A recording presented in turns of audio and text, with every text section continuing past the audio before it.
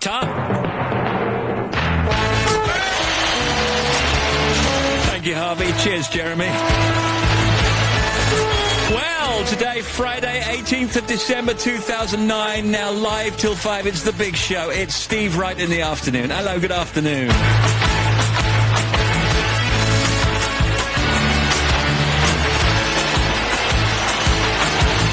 What I got today? Yeah.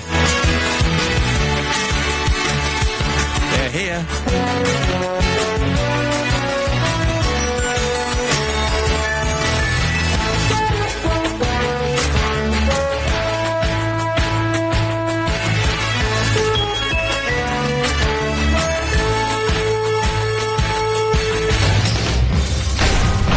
Steve Wright in the afternoon. Now playing everywhere.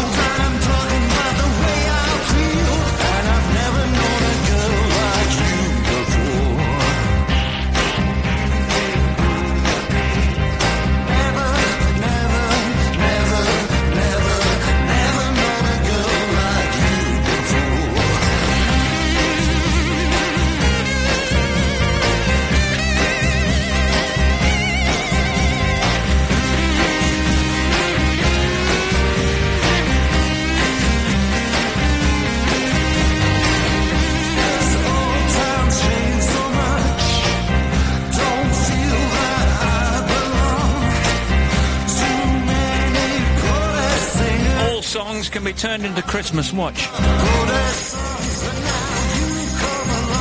see what I'm doing?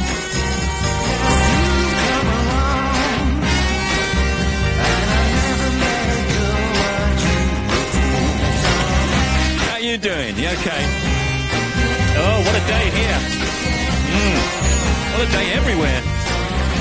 Cold, breezy, rain, sleet, or snow, but some sunshine. That's cold and breezy, rainy, sleety, or snow, but some sunshine. 3 Celsius currently. The wind chill, though, is -5. Here's what's going on today. Star of 4 weddings and a funeral, and the English Patient top actress Kristen Scott Thomas talks about the new John Lennon biopic.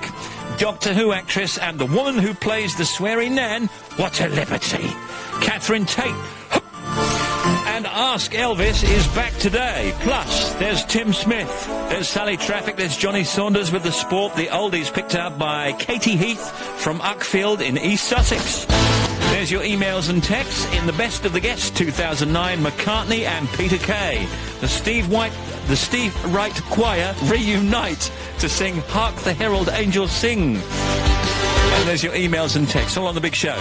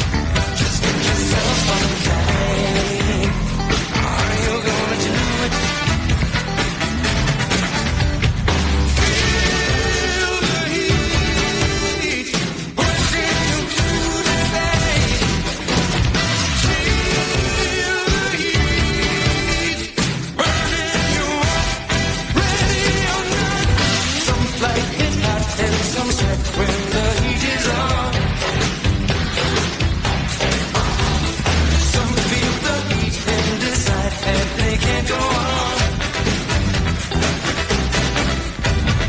Some like it hot, but you can't tell how hot till you try. Some like it hot, so let's turn up the heat till we fry. The girl is on your side. Are you gonna do it? She wants to be your bride. Are you gonna do it? She wants to multiply. Are you gonna do it? I know you won't be satisfied until you do it. Feel the heat. What can you do to decide? Feel the heat. Burning you up, ready or not. Some like it's hot and some sweat when the heat is on. Some feel the heat and decide that they can't go on. Some like it hot, but you can't tell how hot till you try. Some like it hot, so let's turn up the heat till we fry.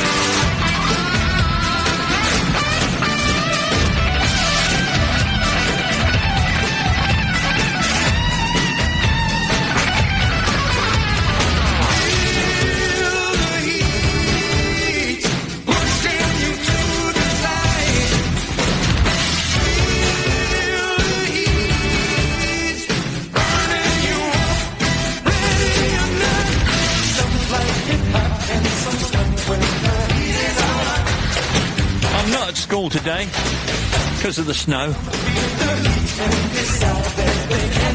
Heavy snowfall across parts of England has caused travel chaos, as you know, forced schools to close and cut power supplies. Severe snow warnings remain in place for East and South East England and the East Midlands and Yorkshire and Humber. US President Barack Obama has called on world leaders to come together at the UN Climate Summit in Copenhagen as time runs out to strike a deal. Mortgage lending in the UK in November was down 10% from the previous month and was at its lowest level since May, according to lenders. And Sir Terry Wogan has hosted his last Radio 2 breakfast show after 27 years presenting the programme, and we tribute Sir Terry a little later on. Stay right in the afternoon. Did I say ask Elvis later? Well, ask Elvis later. Maybe you want to email us, tell us what you're up to, wish somebody a Merry Christmas, anything you like, really. Email steve.wright@bbc.co.uk right through the afternoon. Tell us about the snow, whatever you want to do. steve.wright@bbc.co.uk, or you can text 88291. To text 88291. A text will be charged at your standard message rate. And Doctor Who actress and the woman who plays the sweary Nan, Catherine Tate, later. What's the matter with you? Uncle Bob and his family will be here soon. You're not going to be like this, are you? Oh? Bob? Bob? Bob? Bob's coming in? I don't know no Bob. Yeah, you do. Uncle Bob, you know, from Grandad's side of the family. Not Northern Bob. Not Bob the Northerner. Yes, Uncle Bob, Julie and the kids, they're coming for Christmas. That's brilliant. It's all we can play.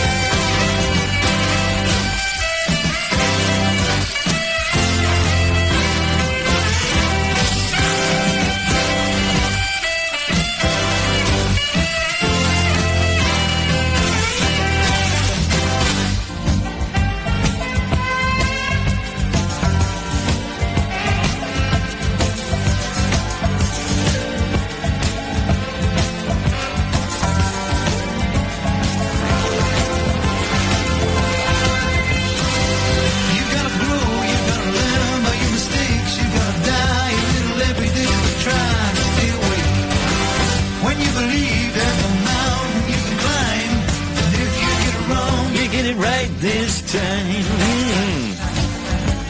Jerry Rafferty, get it right next time.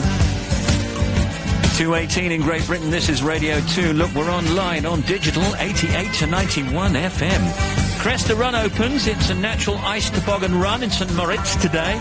British Parking Awards, entry deadline, British Parking Awards. The World Darts Championships beginning. Films out today include St Trinian's and 9. Pet Shop Boys play Birmingham. Hawkwind play Glasgow. Doves in Manchester. Jules Holland and the Rhythm and Blues Orchestra play Bournemouth. Christmas 2009 on BBC Radio 2. This year the stars are round your place with Radio 2. I tell you, they're queuing up round the block to get in here. Olga, get down, will you? Oh, hi, it's Dermot. I brought Susan Boyle with me. Hi, how you doing? Hello, I'm David Tennant. How's it going? This is Ronan. It's Kate Thornton. I've brought Robbie Williams. Lovely to see you. Hey, this is Mika. All right, Carl, it's Melanie C. The stars are round your place this festive season. Do you mind not standing on me carpet? It's brand new, you'll flatten the pile. Oh, well, hi. It's me, Alan Carr. What's your postcode again for the sat-nav? Christmas 2009 on BBC Radio 2. We wish you a Merry Christmas. Oh, not more carol singers. Will you lot sling your hook? Hi, I'm Barry Manilow. Any chance of a mince pie? This is the Halle Choir and Orchestra. You'll love this. We wish you a Merry Christmas. We wish you a Merry Christmas. We wish you a Merry Christmas and a Happy New Year.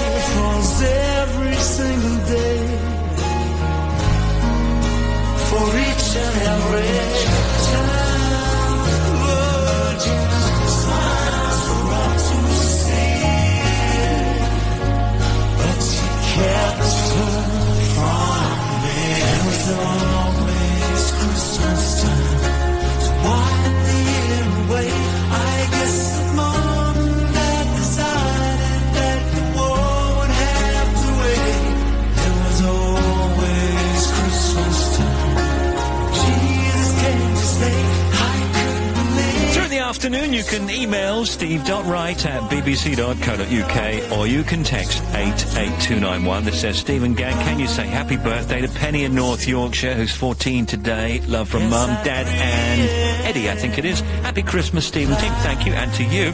Steve, can you say hello to my wife Sally and the kids Grace and Rose from Mark in Dudley? Steve, we're sorting out the Christmas drinks. Is that Advocaat okay from last year? Adrian, I'm not too sure. No. Working in the garden in Christchurch, very cold. Shout out to all the lads from Boris. This says, Christmas kisses to my husband, Artie. Love from Sharon. And Stephen Gang just had some great news just in time for Christmas. My mum will be discharged from hospital. Yippee, it says, Merry Christmas. All lots of love from Lorraine. Great news. On BBC One. The tension's mounting as Ricky and Chris are only one step away from victory. This is going to be the toughest week by far. I've struggled to learn one dance. Now we're up to 4. I'm in massive panic mode. I think it could possibly be the most spectacular show that's ever seen on Strictly. We're still here, and we could put our hands on that glitter ball. Are you ready for the Strictly Come Dancing final? Saturday night at 6:35 on BBC One. Absolutely.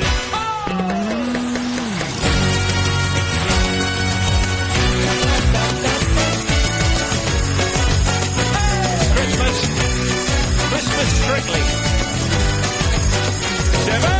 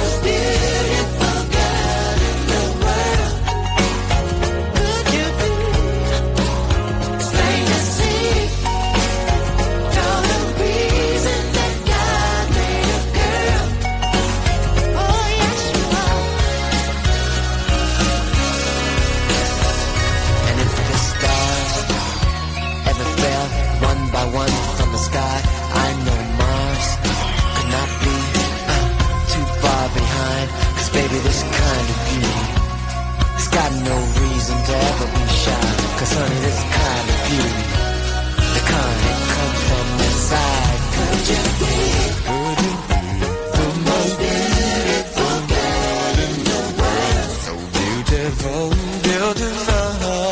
It's precisely 2:30 in the UK. This is Radio 2. We're online, on digital, 88 to 91 FM. There's Prince, the most beautiful girl in the world. We're just travelling home for Christmas from Nottingham Trent Uni. Can't wait to see all of our family and friends getting in festive mood with Radio 2. That's Helen. Thanks, Helen.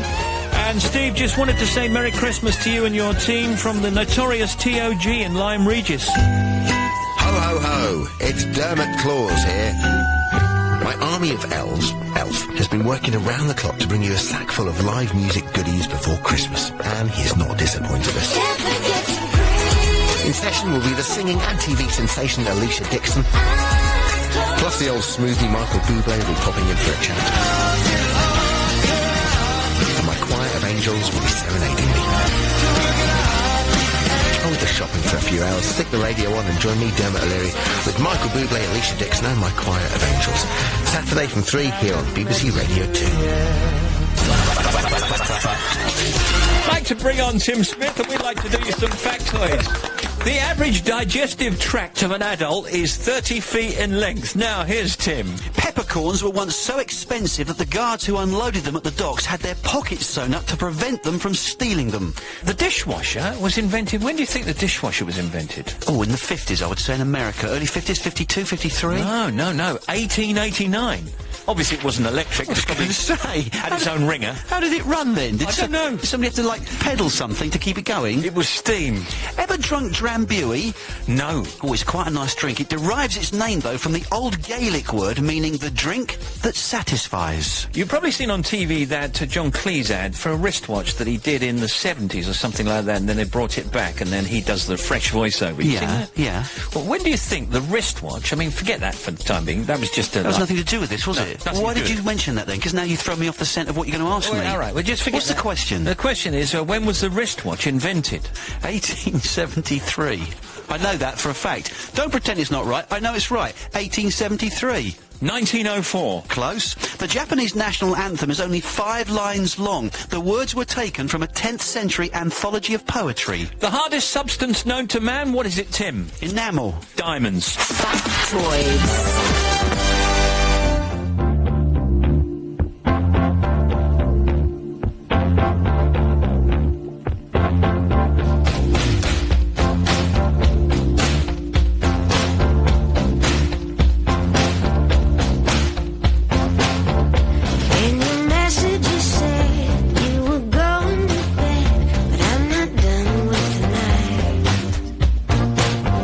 So I stayed up and read, but you were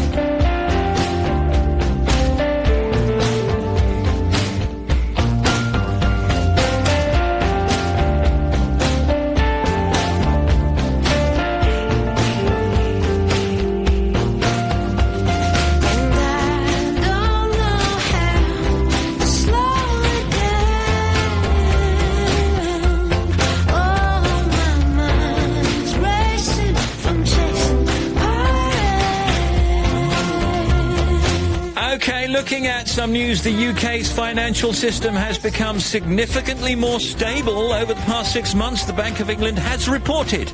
It is said the situation had improved on the back of its efforts to assist the sector, such as its quantitative easing, QE programme, and 0.5% interest rates. Can you say quantitative? It's quantitative. Quantitative. You missed out a tut then there. I probably did. Trials of a new 3-digit telephone number for patients seeking non-emergency medical care in England will be launched in 2010. It's been announced today.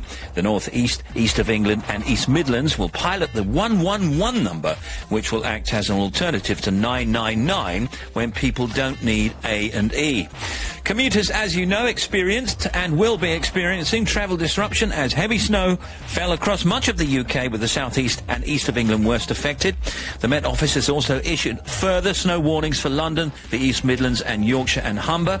Up to 20 centimetres already fell in counties including Kent, Essex and Sussex, and more to come. Some people are off school, some people are off work, and about 200 drivers on the M20 and M2 in Kent were stuck in tailbacks overnight, and flights have also been affected.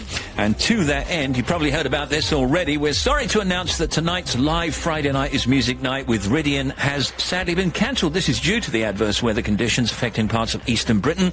We will instead be broadcasting a pre-recorded Friday Night is Music Night from 7:30 tonight. A word about Terry, of course, in a moment. After this with Tim. The number of council-controlled CCTV cameras has nearly trebled in the last decade to 60,000, according to official figures today. It equals one camera for every 1,000 British people. The Outer Hebrides has the most, 8.2 cameras per 1,000 locals. And Tiger Woods could be heading for the most expensive split in sports history, according to reports today. Ellen Nordegren, that's his wife, plans to walk away from her marriage to the scandal-hit star with possibly up to £175 million. That's half of his fortune. Our great friend and colleague Sir Terry Wogan has hosted his last Radio 2 breakfast show today after 27 years presenting the programme. As the programme came to an end, the 71-year-old, it says here in BBC News, said, "The years together with you have not only been a pleasure, but a privilege." It was very sad. Gordon Brown, the Prime Minister, paid an on-air tribute to Terry as well, saying he'd shaped the popular imagination of British viewers and listeners. So Terry, of course, will begin hosting a new Sunday show from February. And Tim and I saw Terry yesterday. We went and had our little chat with Terry, didn't we? Yeah. And we were thinking, memories of Terry's breakfast show. I'll always remember the first breakfast show as well as the show that he did here at Radio 2. When it used to be on Radio 2 back in the, must have been the 70s or the 80s. I think it was about 1972, yeah. Yeah, something like that. Fight the Flab, of course. Yeah, well, that's one of my memories, because I used to get the lift to school with my dad, and he'd listen to Terry Wogan in the car, and of course he would have this feature called Fight the Flab. Very difficult to do in the car, but we used to try and do it. Just the upper part, obviously, just our torsos, our upper torsos, but Fight the Flab, I mean, everybody tried to do Fight the Flab at one stage or another, and also, he used to do Wogan's Wager, didn't he? And my dad loved horse racing, so he used to listen out for that, and maybe have a little flutter. I'm not sure how many won, though. Yeah. I've always loved Terry Wogan on the air, and to get to know him and to be his friend, it really is a privilege, and he's been a great inspiration to us, you know, to all of us. Oh, I think professionally, a great inspiration and a great motivation for anybody really working in broadcasting, I think. And also, just getting to know him, he's a really lovely guy. And he always does it with such ease and good humour, and we've got some best bits here. I'll tell you, just before I play a couple of best bits, my favourite of Terry's is when it used to have Jimmy Young in, who used to follow him, and Jimmy Young used to talk about what he's got in his programme. And one day, Terry got the engineers here to wire in a slowing down machine that made everybody's voice sound like that, but only wire it into Jimmy Young's microphone. Took away Jimmy Young's headphones. So he didn't know. So he didn't know that he was on the slowing down machine. Brilliant. And Terry wasn't. So I would look into the control room and look at Terry, and he would have that Terry Wogan smirk on his face. A mischievous smirk. Anyway, here's some best of Terry. Who is this tall lump of lard? Ladies and gentlemen, welcome to the Kenny Everett Show. Terry Wogan. That's better. I'm reporting from a stationary position somewhere on the A40. If you could possibly cling to the wreckage until about 9:30. Watch me, I'm love. watching, yeah. You know, watch me. When I finish speaking, you speak. When it goes quiet, it's my turn. I know, yeah. Something terrible happened just before I opened the microphone. It's gone to pieces. Really, it's hard enough to work under these conditions. Bit of an accident. Have a very good day. And I'll see you tomorrow between 7:30 and 10 o'clock. I'm going to get an award now. And this was this morning's sign-off. We've been through at least a couple of generations together. For many of you, your children, like mine, now have children of their own. And your support for children in need has been consistent and magnificent. You've baked the bakes, you've held the quizzes, you've sold the calendars, you've packed the CDs and the DVDs. You've answered the phones. Always there when we've called on you. Unheralded and unsung. And if anybody embodies the generous, warm spirit of this country, it's you, my listener. Now, I'm not going to pretend that this is not a sad day. You can probably hear it in my voice. I'm going to miss the laughter and the fun of our mornings together. I know you're going to welcome Chris Evans with the same generosity of spirit that you've always shown me. So, I'm going to miss you till we're together again in February. Have a happy Christmas. Thank you. Thank you for being my friend.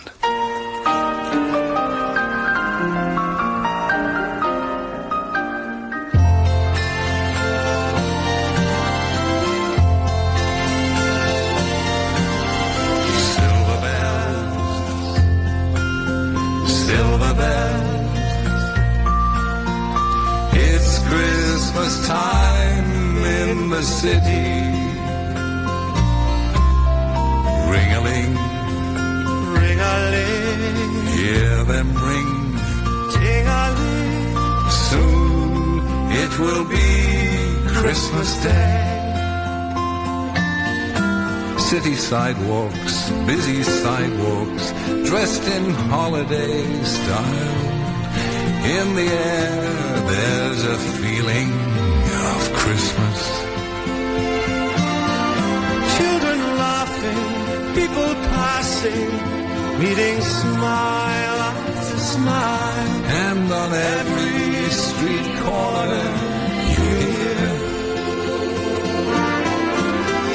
silver bells, silver bells, silver bells, silver bells. It's Christmas time in the city.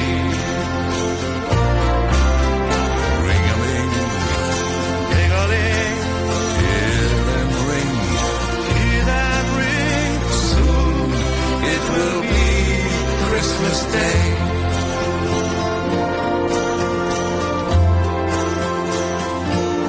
Strings of streetlights, even stoplights, blink a bright red and green as the shoppers rush home with their treasures. Hear the snow crash, see the kids rush. This is Santa's big day. And above all the bustle you hear, silver bell, the corner Santa Claus, silver bell, is busy now because it's Christmas time in the city. Ring-a-ling, it fills the winter air. Hear them ring, hear it everywhere. Soon it will be Christmas Day. City sidewalks, busy sidewalks, dressed in holiday style. In the air, there's a feeling of Christmas.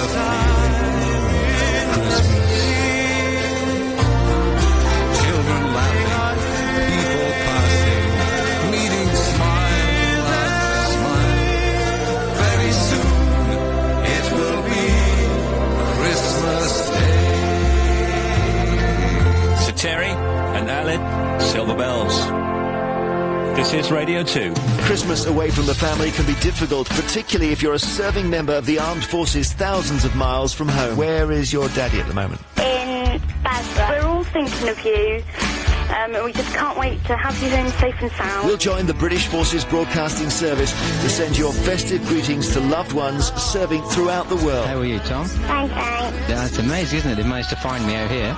On the line, Natalie, you don't know this, is... Yes, your hubby. Oh my God, I'm crying now. To send your message, go to the Jeremy Vine pages or call 0800 022 022. Remembering the Troops, Wednesday from midday. And online at bbc.co.uk/radio 2. Cheers, Jeremy. The Big Show. With Steve Wright. So cold, breezy, rain, sleet or snow, but some sunshine, interestingly enough, depending on where you are. 3 Celsius, the wind chill is -5. Here's the traffic with Sal. Hello. Oh, hello. Oh, Hi. we're switched There you I on am. now. Sorry yes, about that. there's a little knob just there to your Yes, left. I've got it now. You have to push it. I was going to say, actually, that it's actually a beautiful day in London. There's hardly any traffic for a start. The sun is out and all the snow seems to have melted.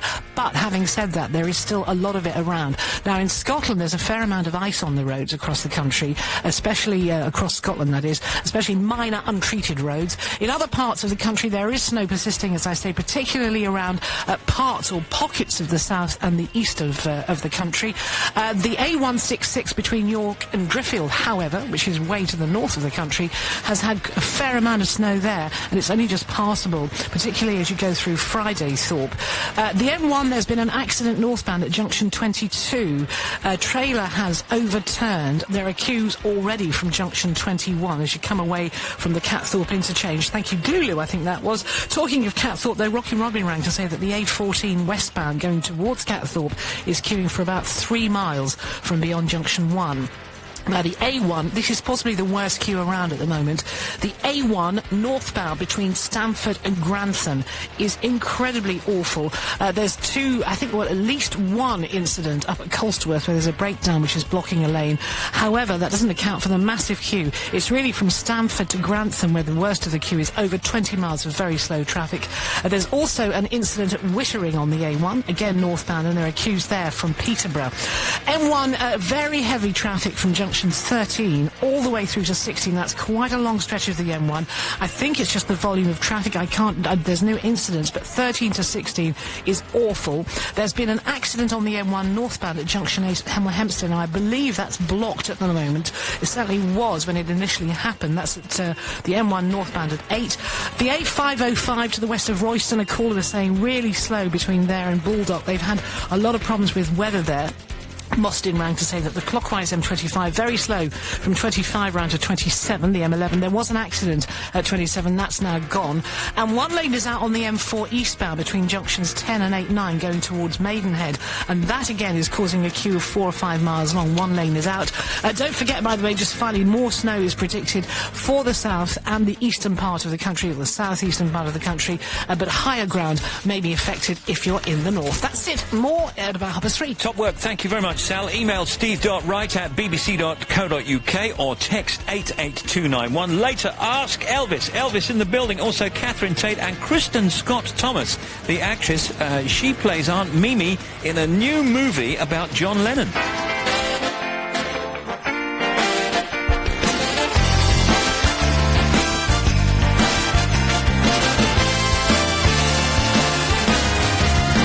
Hey, look, snow is settled all around. I hear the sweetness of a quiet sound. A crazy rush on Christmas Eve, and all the children can't believe. When the bells start to chime, the Santa will be right on time. What a day, the magic is here. What a day, been waiting all year. What a day,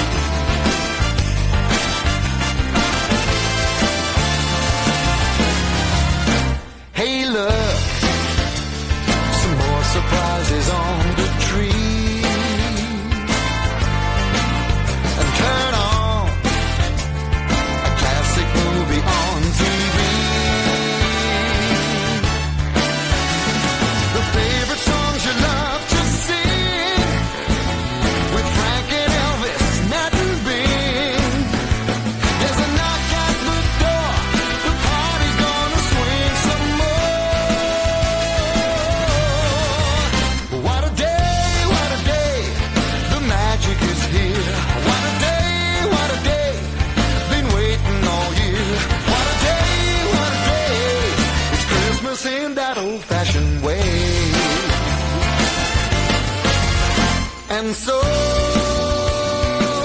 Let us drink to the memories in our hearts. We'll raise a glass to you near or far, wherever you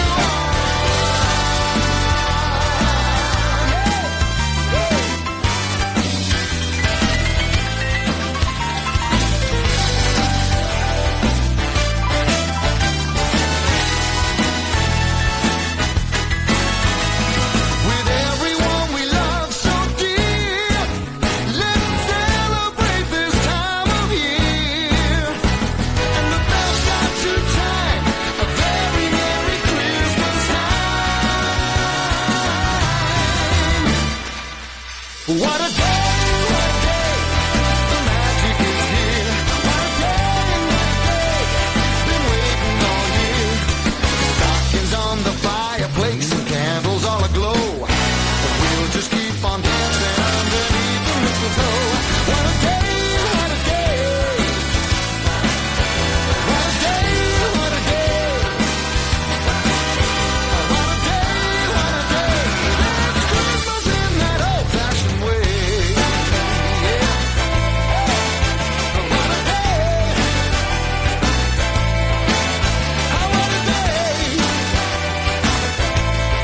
Magic is here.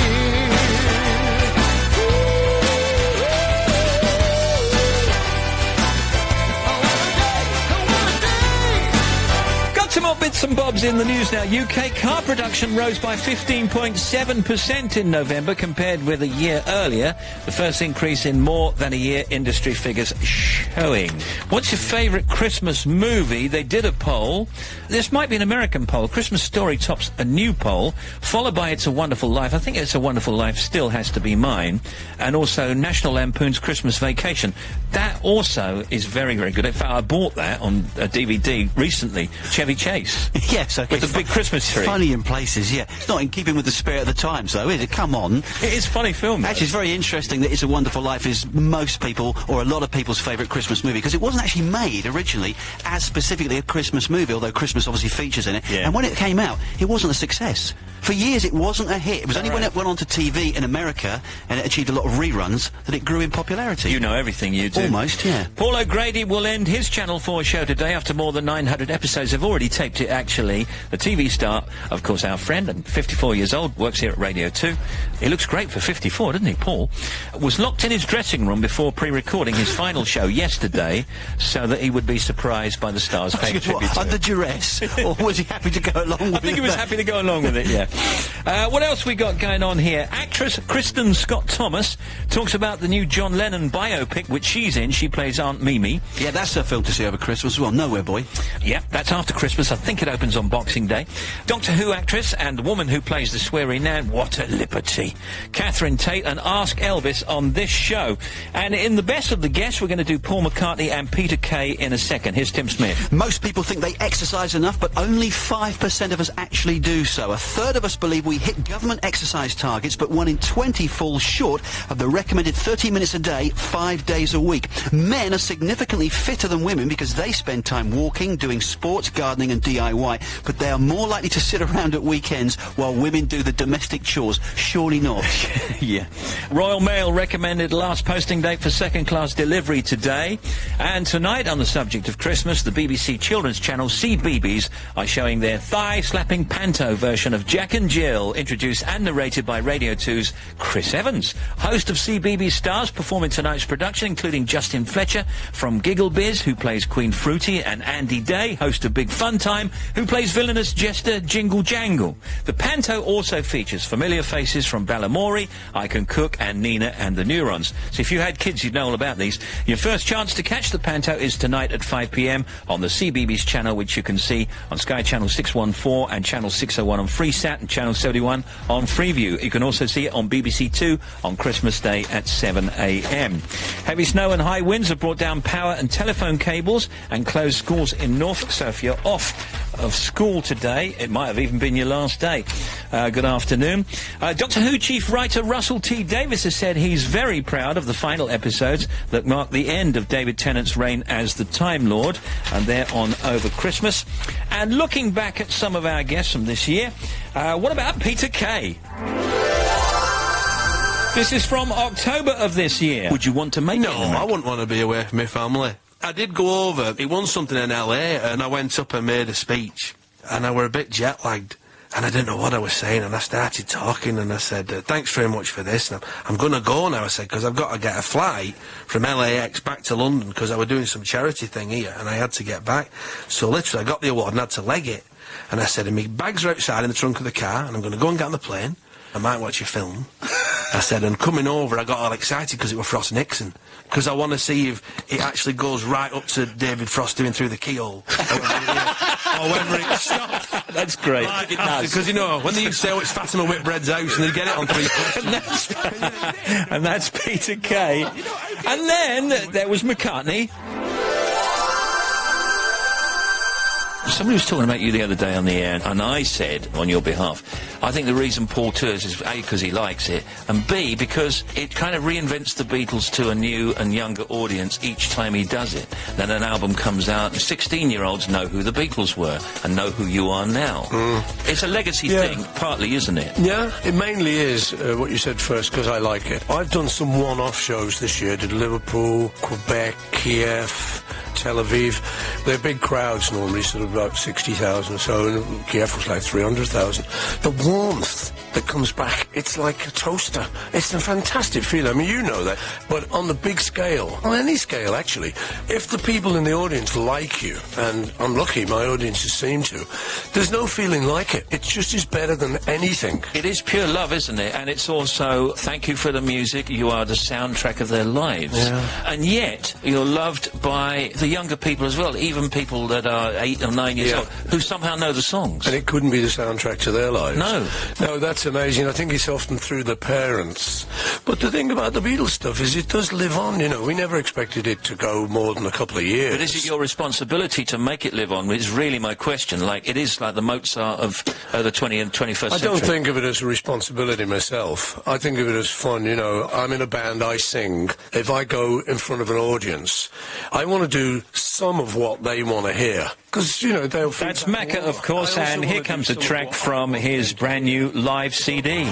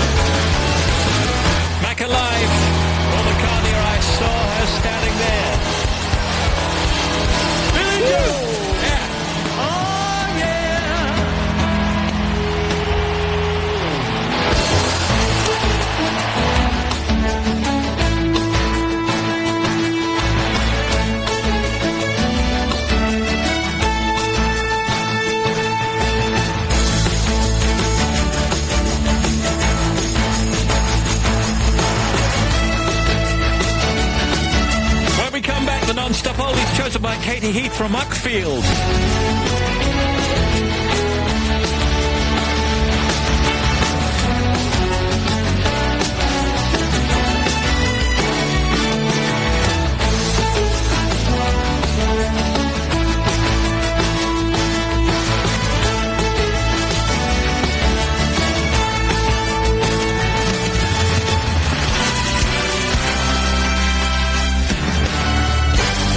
BBC 3 o'clock news, this is Fran Godfrey. With doubts persisting about the outcome of the UN Climate Change Summit in Copenhagen, President Obama has urged delegates to act together and reach an agreement. Addressing the conference on its final day, he said he'd come not to talk but to act. From Copenhagen, Roger Harrobin. President Obama called on all countries to find flexibility. He said America recognized the seriousness of the challenge and had set a course to cut emissions and contribute to global funds. He received polite applause. His reception was dwarfed by that of President Lula of Brazil.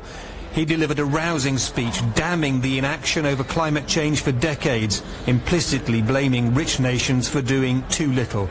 Parts of southern and eastern England are preparing for more heavy snow. It's already caused widespread disruption, with hundreds of schools closed, flights and train services disrupted and cancelled, and problems on the roads.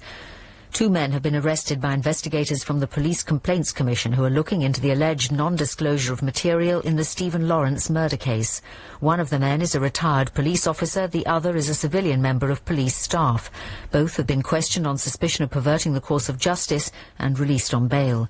Stephen Lawrence was stabbed to death in southeast London in 1993. No one has been convicted of his murder. Our Home Affairs correspondent Andy Ty said not much more was known about the latest arrests. We don't know what this material is, and IPCC investigators are now trying to find out whether or not it was considered by detectives involved in the original investigation after Stephen Lawrence died. Of course, that whole investigation was widely regarded as a shambles, subsequently led to the McPherson inquiry, which accused the Metropolitan Police of institutional racism. And one more thing which the IPCC are looking at is to why the fact that this material existed was not put before McPherson, or indeed another inquiry, the Kent inquiry, into what went wrong. Google has been convicted of copyright infringement over the online publication of French books without the publisher's consent. A court in Paris ruled that the internet giant should pay more than £250,000 to a French publishing house. The former president of France, Jacques Chirac, is to be investigated formally over allegations that he misused public money while he was mayor of Paris. It's the second case of its kind implicating the former president. Sir Terry Wogan has presented his last breakfast show here on Radio 2 after 27 years in the hot seat. The programme will be taken over by Chris Evans. Gordon Brown described Sir Terry's radio career as an unparalleled achievement. As Sir Terry signed off, Ken Bruce began his mid-morning show by paying his own tribute. And that, ladies and gentlemen, was the end of an era in daily broadcasting. We shall not see his like again. That old acquaintance will never be forgot. And so say all of us. BBC News, 4 minutes past 3. More at 4. Absolutely. Thanks, Fran.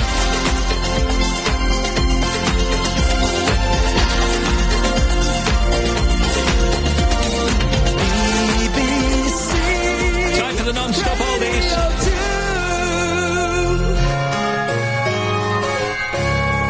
Now, the non-stop oldies, brought to you daily by Steve Wright in the afternoon.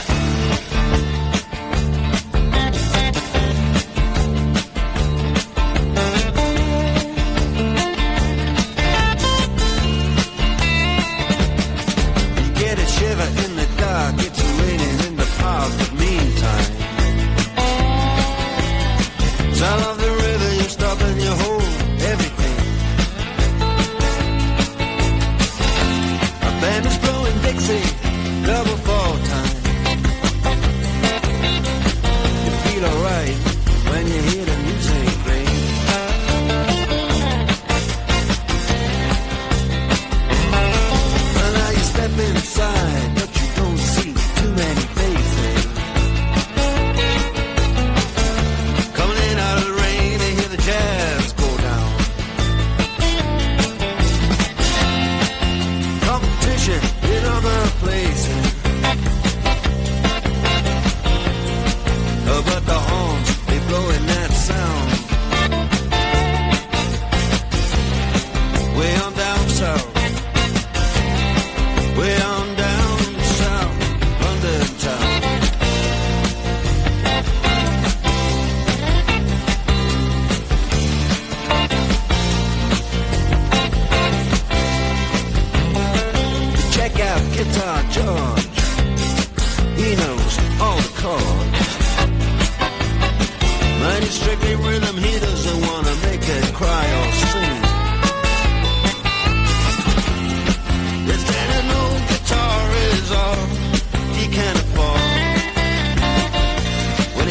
off under the lights, play his thing.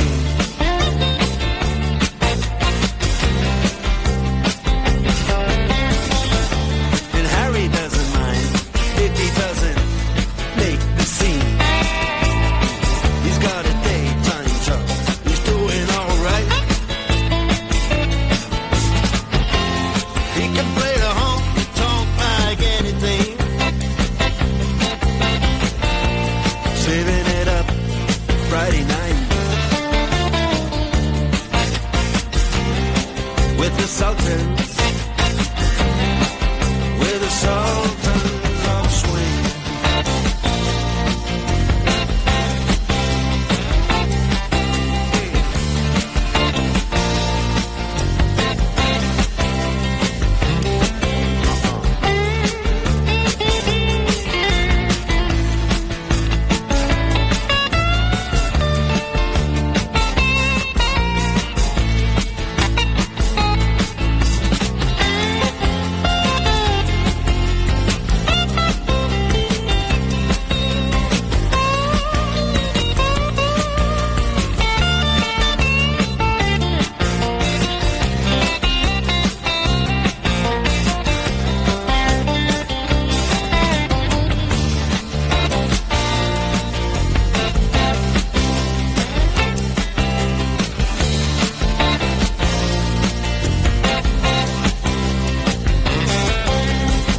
And then the man steps right up to the microphone.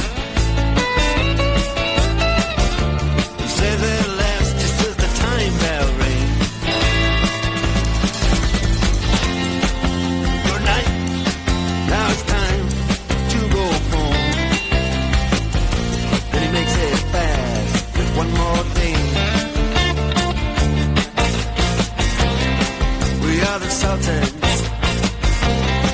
We are the Sultans of Swing.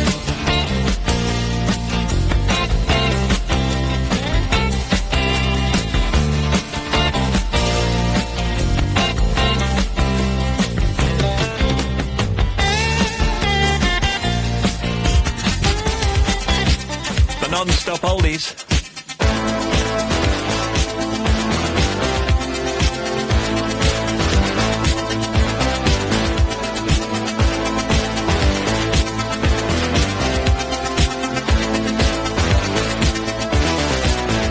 You were working as a waitress in a cocktail bar when I met you.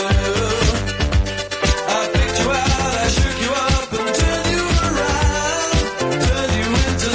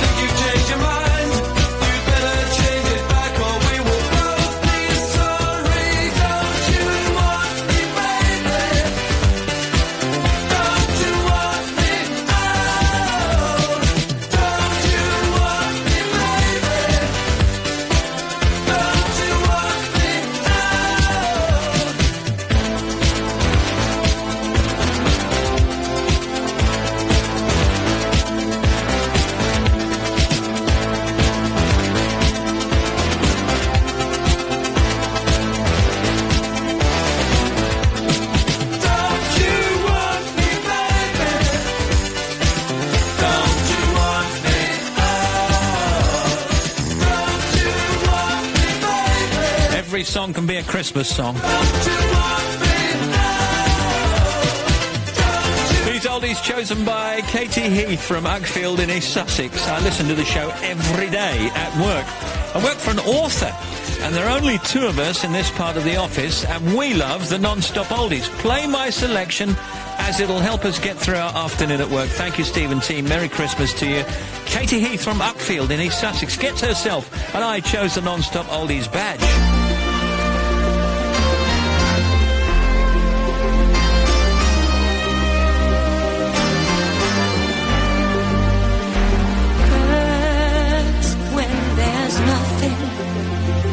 But a slow glowing dream that your fear seems to hide deep inside your mind.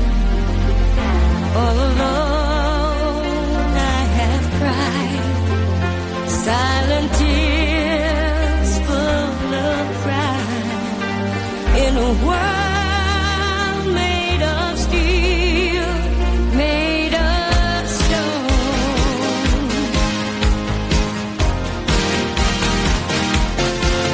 Where I hear the music, close my eyes, feel the rhythm, wrap around, take a hold of my heart. What a feeling, feels believing. I can't have it all now, dancing for my life. Take your passion and make it happen. Pictures come alive, you can dance right through your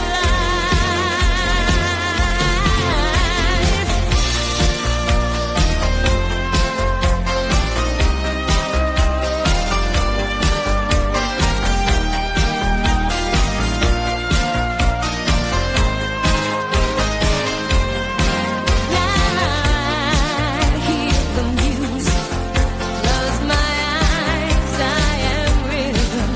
In a flash, it takes hold of my heart. What a feeling, feels believing. I can't have it all now, dancing for my life.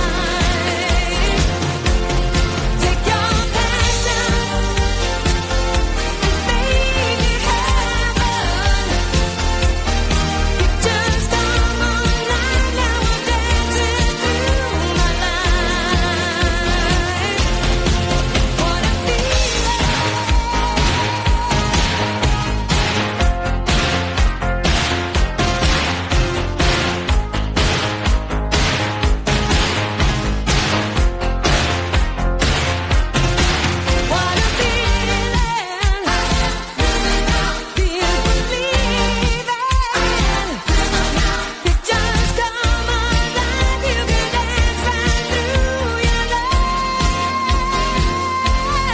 What a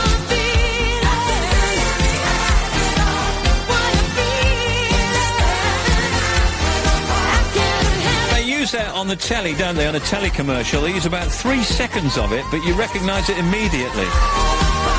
Erin Cara, Flashdance, what a feeling. These are the non-stop oldies chosen by Katie Heath from Uckfield in East Sussex. Coming next is Lionel Richie All Night Long. Stay there.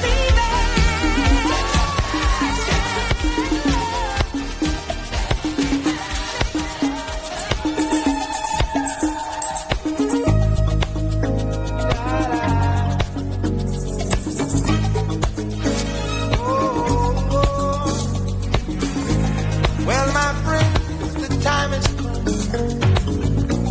Raise the roof and have some fun. Throw away the work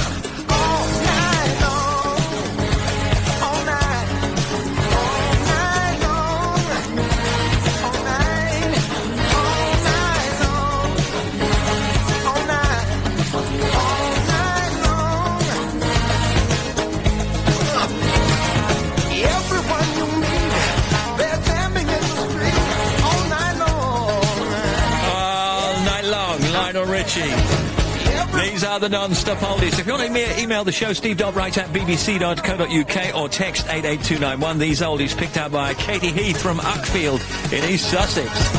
Coming next, I Think I Love You, the Partridge Family, 3:20 on Radio 2.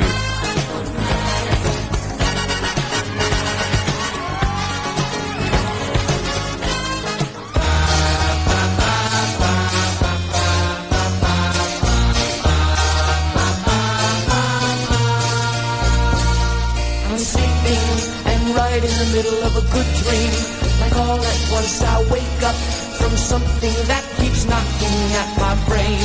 Before I go insane, I hold my pillow to my head and spring up in my bed, screaming out the words I dread. I think I love you. This morning I woke up with this feeling I didn't know how to deal with. So I just decided to myself I'd hide it to myself and never talk about it. And did not go and shout it when you walked into the room. I think I love you. I think I love you. So what am I so afraid of? I'm afraid that I'm not sure of a love there is no cure for. I think I love you. Isn't that what life is made of? Though it worries me to say that I've never felt this way.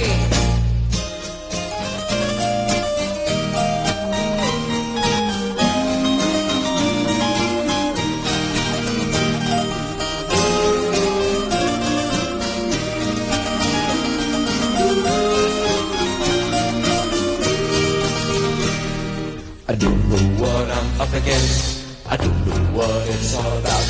I got so much to think about. Hey, I think I love you. So what am I so afraid of?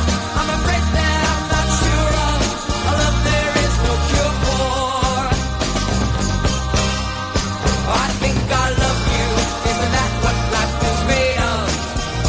Though it worries me to say I never felt this way. Believe me, you really don't have to worry. I only want to make you happy. And if you say, hey, go away, I will. Coming in. But I think that What was their manager's name in the Partridge Family? love you, do you? You can't remember, can you? Case, let me ask you to your face. Do you think you love me? I think I love Mr. Somebody or other. I think I love you. I think I love you. I think I love you. I think I love you. I think I love you. In the next half hour on this show, we'll talk to Catherine Tate. This is Fleetwood Mac everywhere. Non-stop oldies.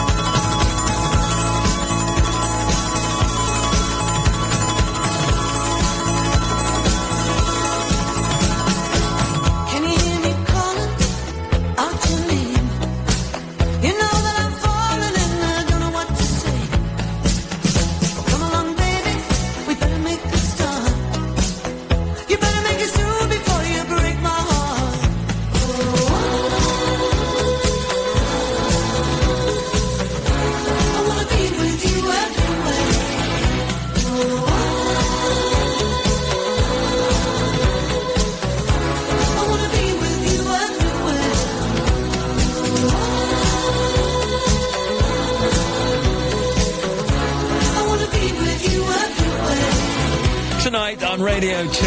One Flew Over the Cuckoo's Nest at 9:15. Another chance to hear Christian Slater reading Ken Casey's powerful anti-authoritarian novel. Listen to the band at 9:30. Joe Wiley at 10, sitting in for Claudia. With Florence and the Machine performing in session. That's at 10 tonight. Mark Lamar at midnight.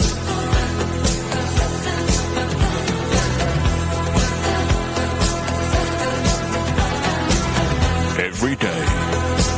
Non-stop oldies. I got my mind set on you. I got my mind set on you. I got my mind set on you. Got my mind set on you. But it's gonna take money. A whole lot of spending money. It's gonna take plenty of money to do it right, child. It's gonna take time. Whole lot of precious time. It's gonna take patience and time. To do it, to do it, to do it, to do it, to do it, to do it right, child. I got my mind set on you. I got my mind set on you. I got my mind set on you. I got my mind set on you. And this time I know it's real. The feeling that I feel. I know if I put my mind to it, I know that I really can do it. I got my mind set on you. Set on you. I got my mind set on you. Set on you. But it's gonna take money. Whole lot of spending money. It's gonna take plenty of money to do it right, child. It's gonna take time. Whole lot of precious time. It's gonna take patience and time. To do it, to do it, to do it, to do it, to do it, to do it right. I got my mind set on you.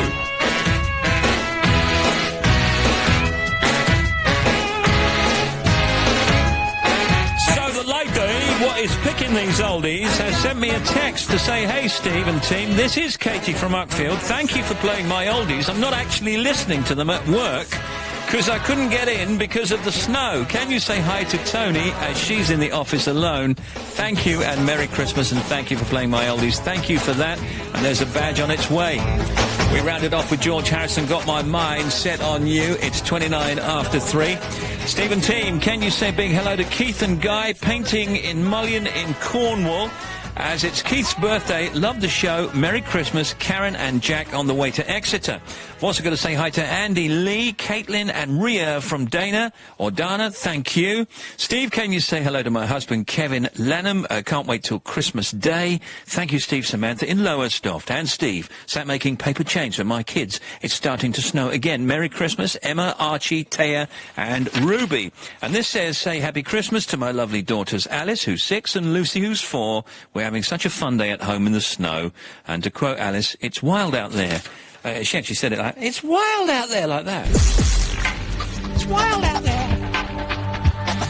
And heavy snowfall across parts of England has caused travel chaos, forced schools to close and cut power supply. Severe snow warnings remain in place for East and South East England, the East Midlands and Yorkshire and Humber. US President Barack Obama has called on world leaders to come together at the UN Climate Summit in Copenhagen as time runs out to strike a deal. British Airways BA cabin crew will be balloted again on industrial action after a planned Christmas strike, as you know, was declared illegal by the High Court. Their union, Unite, said it would move swiftly toward a fresh ballot. And Strictly Come Dancing finest Ricky Whittle has said he doesn't think his brush with the law last month has affected his chances in the show.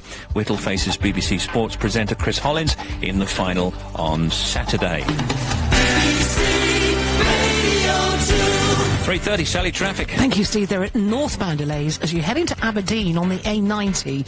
There's one lane out near the Bridge of Dee following an accident. Don't forget icy conditions on some minor roads throughout Scotland, so drive carefully if you find yourself in those conditions. Still very snowy, though, in parts of the rest of the country, particularly around the south and the southeast.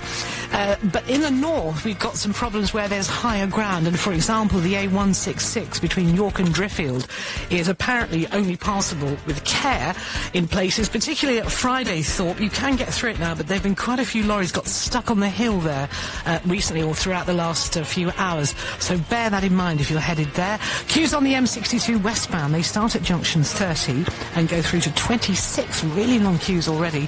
The M1, there are 2 lanes blocked northbound at junction 22 where a trailer has overturned. Very slow from junction 20, 21A, that kind of area. There's a big queue on the M5, that starts at junction 2 northbound and goes all the way through to the M6. Now the A12 between Colchester and Ipswich is full of traffic. There have been a series of problems.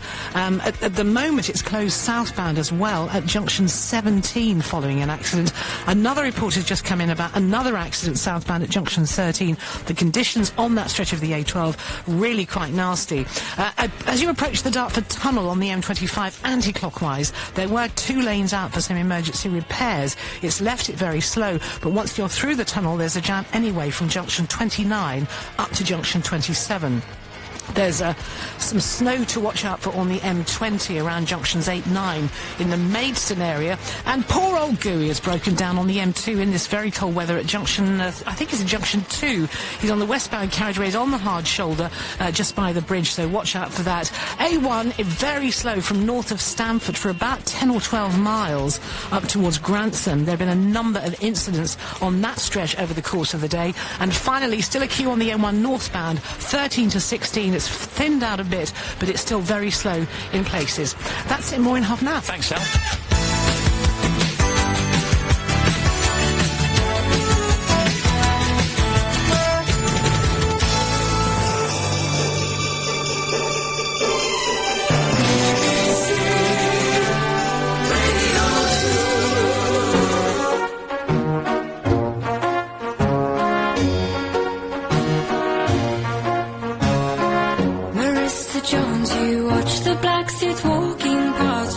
Was empty for a while.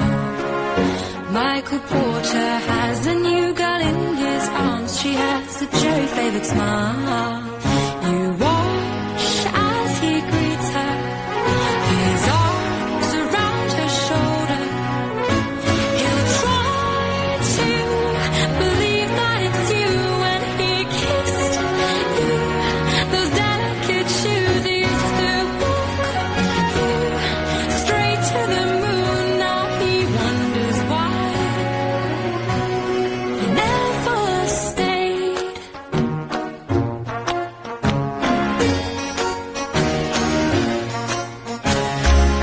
Michael Porter, you flew in from Timbuktu. You missed her red hair and her style. Marissa Jones, now she's living all on her own. She loves the freedom of the wild. Please give me something. She needs nothing from him, and she'll try to believe that it's fate, and she'll miss you, but it's far too late now. She's done through, finished with crying for anyone, and now she wonders why she ever stayed.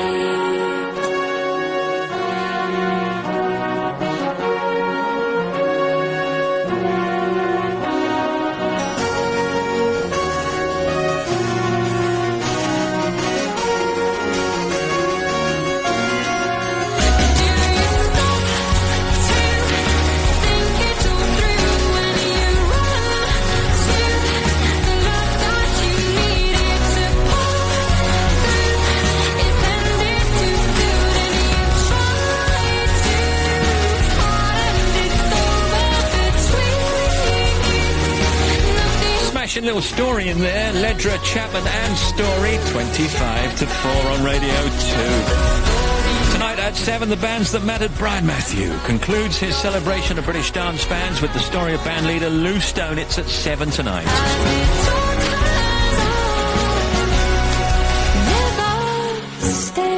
Christmas 2009 on BBC Radio 2. This week, we journey around England and Wales, celebrating different carolling traditions. Many of the people who live round here are part of the legacy of Sheffield's industrial past. That's why days like today are so important.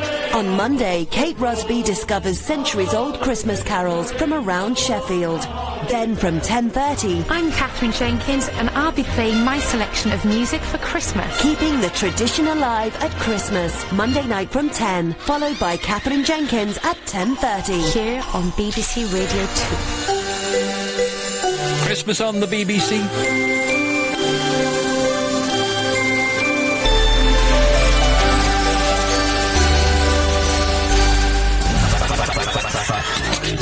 Almonds and pistachios are the two nuts mentioned in the Bible. Now, here's Tim Smith. I'd like you to picture, please, the city of Genoa in Italy. OK, got it in my mind, yeah. Then I'd like you to picture some Italian sailors working there. Yeah, I got those. And I'd like you to picture the Italian sailors working in Genoa wearing cotton work trousers.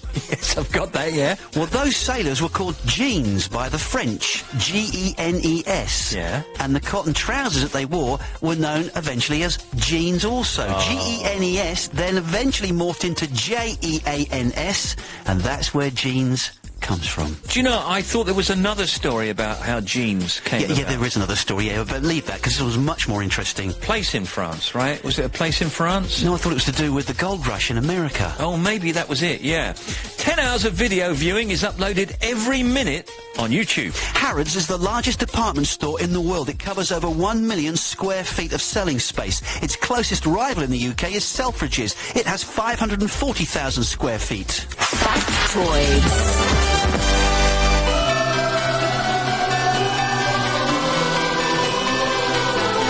Catherine Tate next.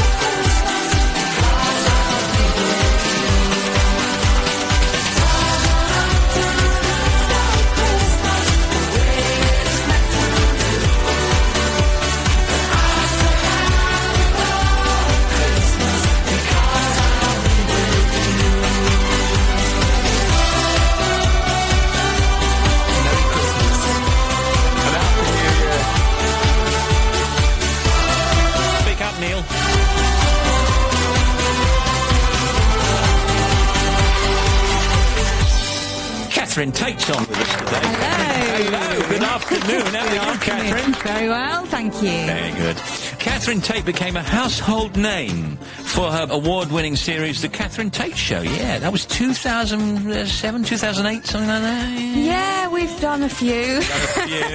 She became Doctor Who's full-time companion, Donna Noble, for the 4th series. After claiming the 3rd series of The Catherine Tate Show would be the last, she took the lead role in the comedy movie Mrs. Ratcliffe's A Revolution, about a Yorkshire family who defected to East Berlin. And then you've done lots of other work as a kind of, an actress. Yes, as a kind of actress, yes. Well, not a real one. Well, no, because the first time I saw you or remembered you was, of course, doing all those characters on your own show. Yes. And I forgot, of course, that you're an accomplished actress. Yes, thank you very much. You've done very well for yourself, haven't you? I'm not complaining, son. I'll make a living.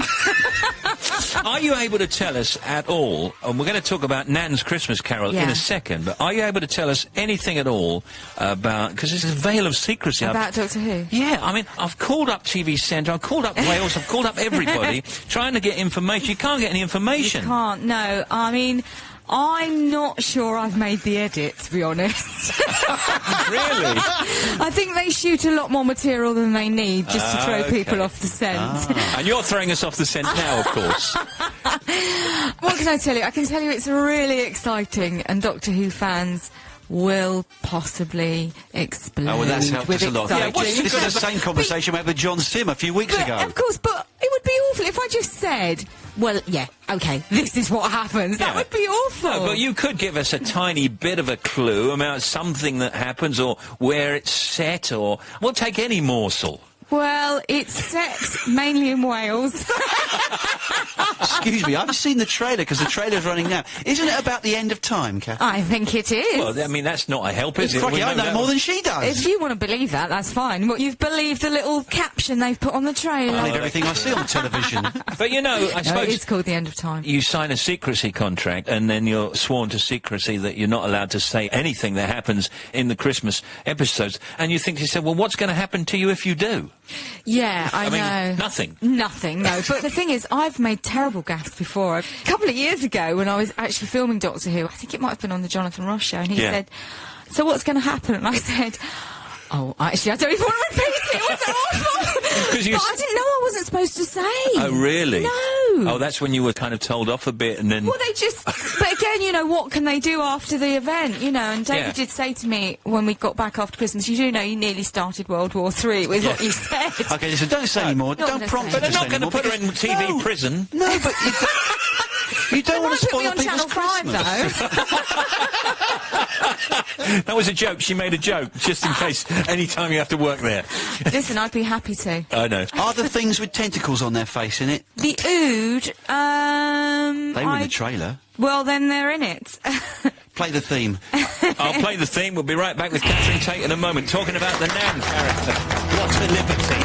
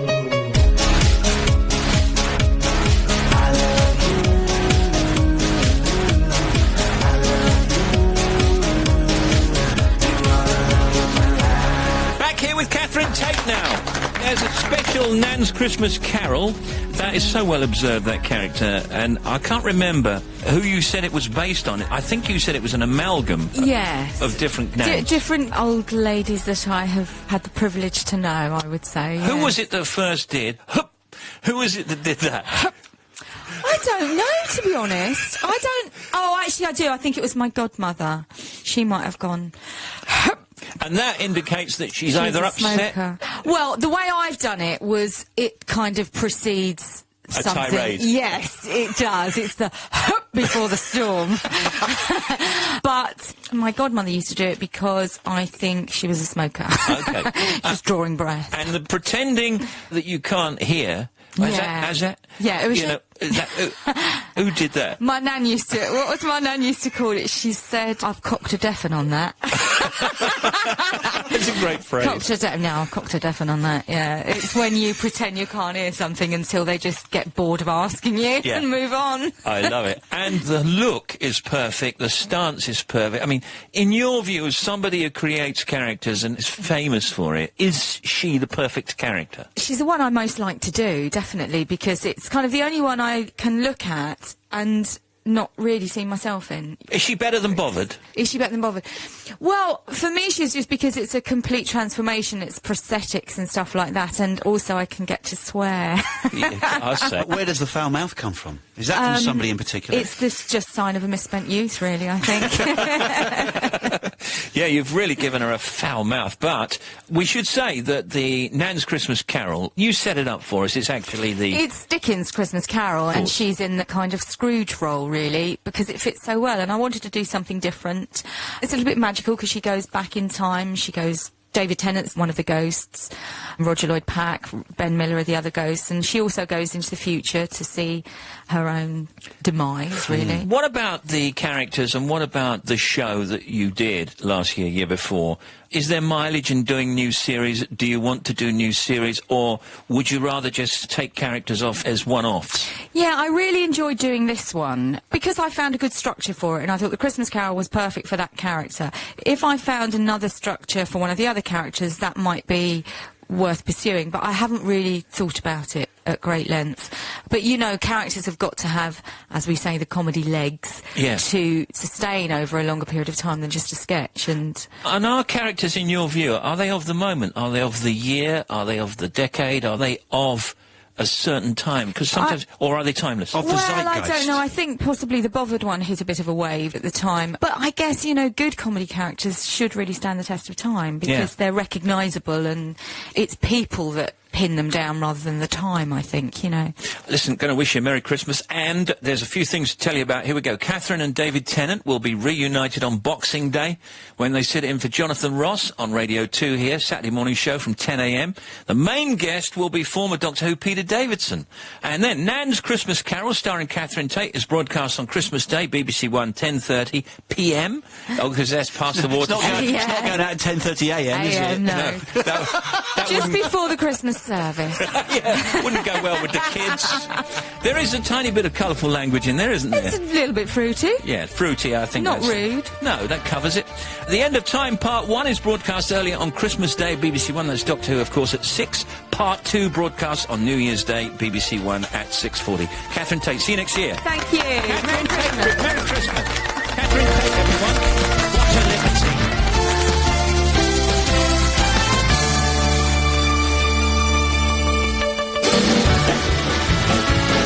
Here he comes, here he is, Bob Dylan, Must Be Santa.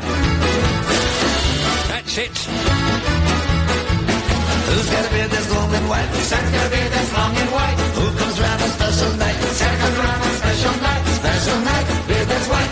Must be Santa, must be Santa, must be Santa, Santa Claus. Who wears boots and suit of red? Santa wears boots and suit of red. Who wears a long cap on his head? Santa wears a long cap on his head. Cap on head, suit of red. Special night, beard that's white. Must be Santa, must be Santa, must be Santa, Santa Claus. Who's got a big red cherry nose? Santa's got a big red cherry nose. Who laughs this way, ho, ho, ho? Santa laughs this way, ho, ho, ho. Ho, ho, ho. Cherry nose,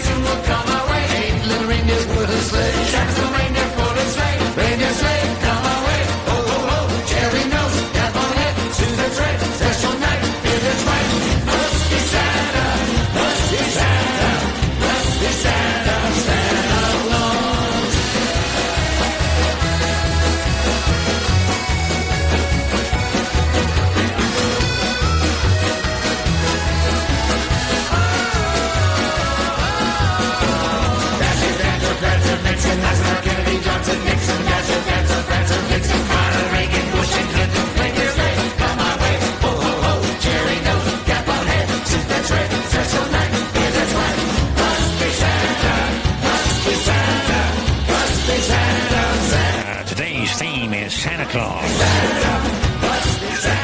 Insane. Bob Dylan must be Santa. 5 to 4 in Great Britain. Hey, Steve and team just walked along a canal in Waverton, and it's frozen. Thanks for a good show. That's the Sugarmans. Say hello to David Diamond and Glenn. This says we've just installed a hot tub to a customer in Kent. Merry Christmas, it says. Latest traffic, here's Sally Traffic. There's been an accident on the M5. It's southbound, right at the bottom of the motorway, junction 29. Now, 2 lanes are blocked. This is around Columpton, and the queue is back for miles. I think about 10 miles on the approaches. A1, still a queue northbound from the north of Stanford, which it stretches up for several miles. The M1 at junction 22 northbound, a trailer has overturned, which has blocked 2 lanes. Queues from 21. M62, very slow westbound from 30 across to 26. The A166 between York and Driffield, only just passable at Friday-Thorpe. Quite a few lorries have got stuck on the hill there recently. And just come in that the A63 going in and out of Hull is incredibly slow because they've had a sprinkling of snow there, and there's also black ice, so all the traffic is slowing down and it really is busy. Finally, there are northbound delays into Aberdeen on the A90. It's down to 1 lane near Bridge of Dee following an accident, and of course, don't forget there are icy conditions on minor roads in Scotland, so take it easy if that's where you are. More in half an hour. Thank you, Sal.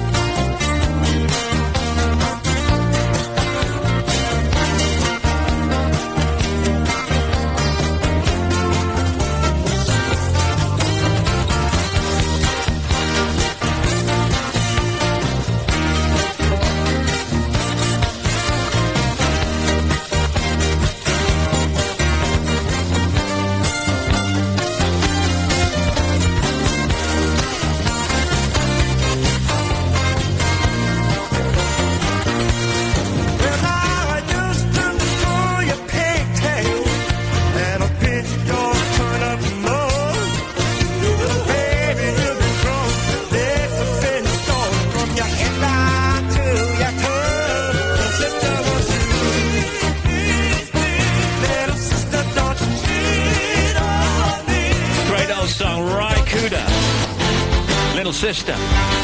Coming up in the cups, Fergie from Black Eyed Peas and Ricky and Nat Lee from Strictly. And with us, actress Kristen Scott Thomas talking about a brand new John Lennon film that's coming out, and Ask Elvis. All that on Steve Wright in the afternoon.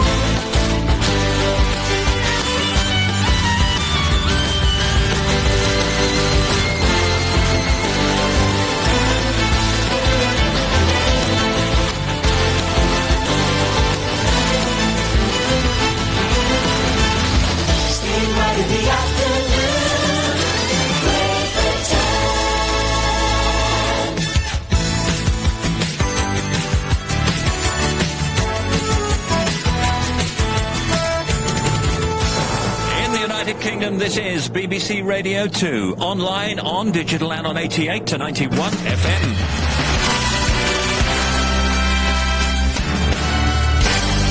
BBC News at 4 o'clock. This is Fran Godfrey. President Obama has urged delegates at the climate talks in Copenhagen to act together and reach an agreement. However, the president, who had an hour-long meeting with the Chinese Prime Minister Wan Jiabao, has now left the summit.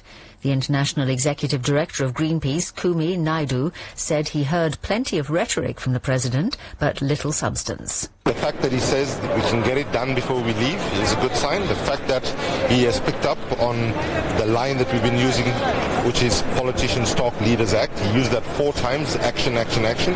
The question is, what kind of action is it going to be? More snow is being forecast for areas of England where the weather has already caused disruption. 2,000 schools stayed closed today and airports and roads were affected.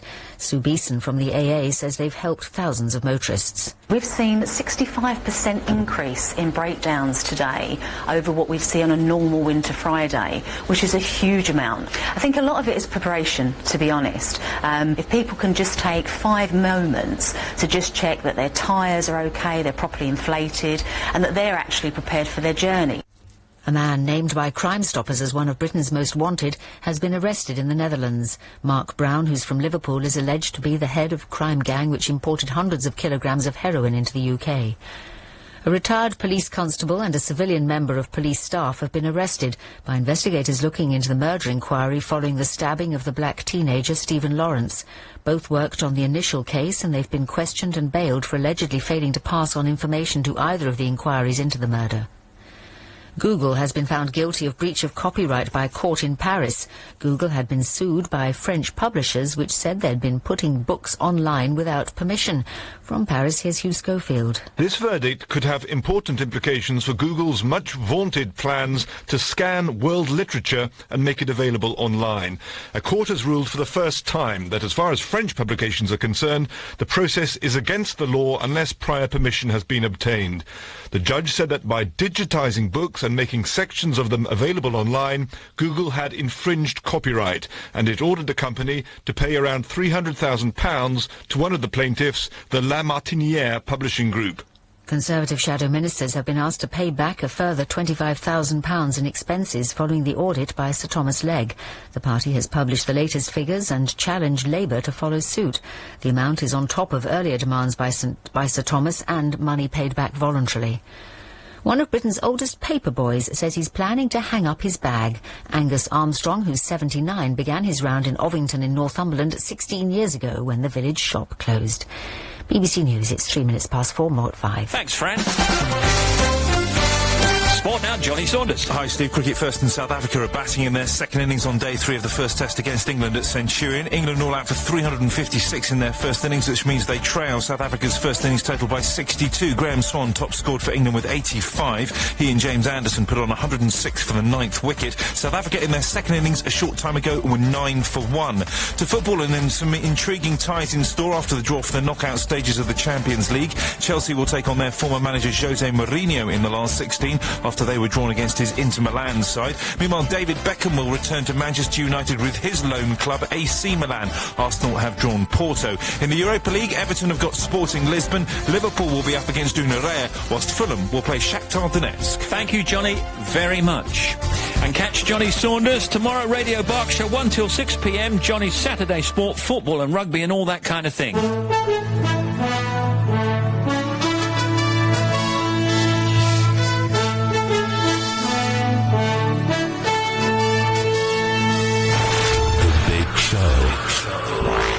Now available everywhere.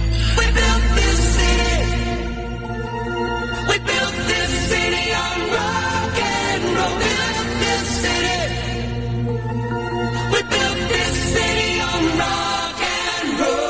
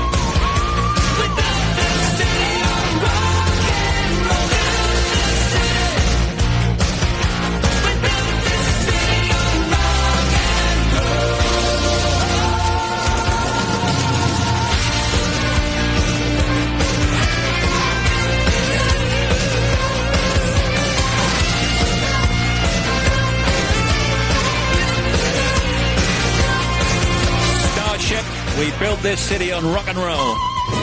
Steve Wright in the afternoon.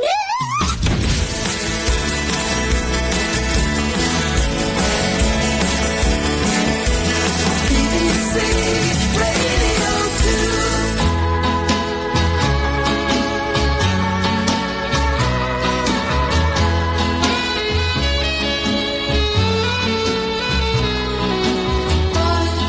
Too late for you to notice me. To you, I'm just a kid that you won't date. Why was I born too late?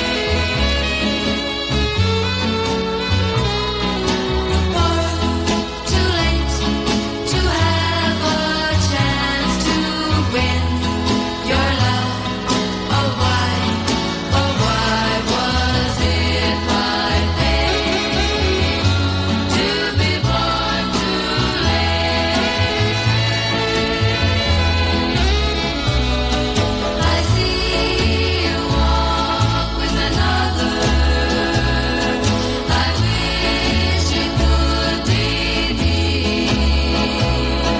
I long to hold you and kiss you, but I know it never can be. For I was born too late for you to care. Now my heart cries because your heart just couldn't wait. Why was I born too late? Key change. Too late for you to notice me. Heart cries because your heart just couldn't wait. Why was I born too late?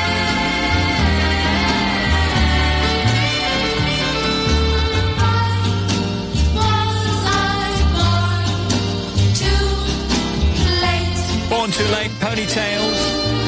Do some showbiz for you in a moment. Talk about John Lennon soon. Ask Elvis later. And here's Chuck Berry and Johnny B. Good.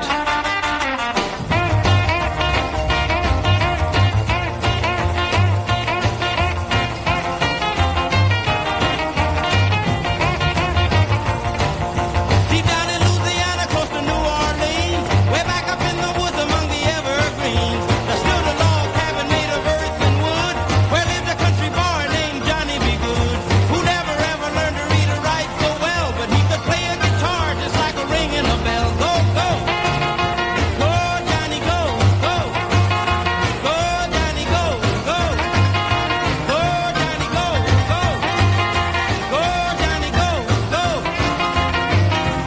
Johnny be good. He used to carry his guitar in a gunny sack, go sit beneath the tree by the railroad track. Oh, the engineer was sitting in the shade, strumming with the rhythm that the drivers made. When people passing by, they would stop and say, "Oh my, but that little country boy could play." Go, go, go, Johnny, go, go, go, Johnny, go, go, go, Johnny, go, go. Go, Johnny, go, go. Johnny be good.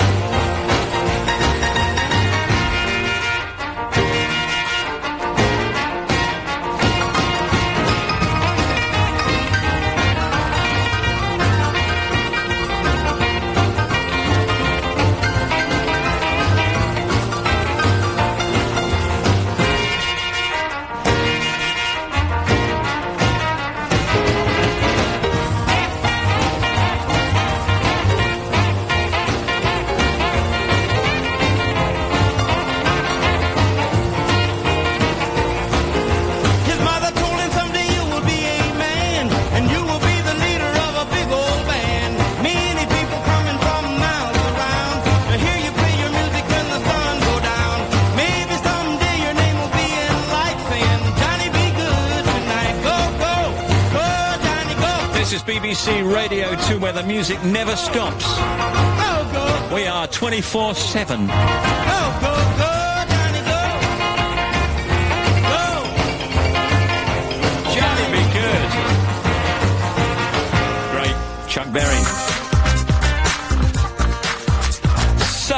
Hollyoaks actor Ricky Whittle will be battling it out with BBC Sports presenter Chris Hollins in the Strictly Come Dancing final tomorrow. They'll do 4 dances, and it'll come down to the public vote as to who will be crowned king of the dance floor. So what are Ricky and his partner Natalie doing to get those votes? I'm going to lock him in his dressing room. Yeah, he's only small, he can't reach the handle. I'm not wearing very much for my show dance, Awesome apparently. boots. I'm yet to see it, so I'm feeling a little bit nervous about that. Ola's known to not wear very much in the past either, so... There's going to be a Bring it on. little something for everyone in this Yeah. final. There's going to be a bit of dancing, bit of comedy, bit of flesh. Okay. Black Eyed Peas lady Fergie is about to make her screen debut. She's one of a number of stars in the screen adaptation of the musical 9. Fergie will star alongside Hollywood heavyweights and Oscar winners, including Daniel Day-Lewis, Penelope Cruz, Nicole Kidman, and Dame Judi Dench. But she doesn't seem too intimidated, does she? Doing the finale and the overture, which were 2 of the scenes that were all the whole ensemble is in together, it was great because I got to be in a scene with the best actors in the business. So it was such an honor. That experience was amazing. The cast is wonderful. It was kind of like this little, I call it movie camp, because we go to vocal lessons, then we go to choreography, then we go to speech, and then we go to the actual just running it through. It was just this whole kind of factory going on, and it was amazing. That's Fergie.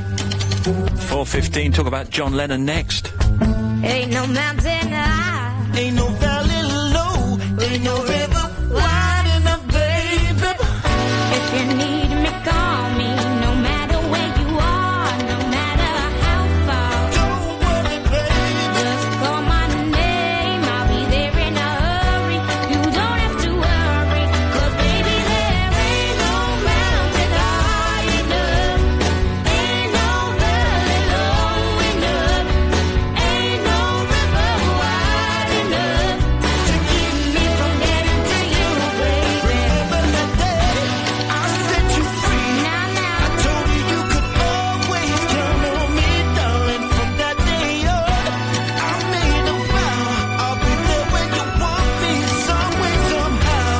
'Cause baby, there ain't no mountain high enough. Ain't no valley low enough. Ain't no river wide enough to keep me from getting to you, baby.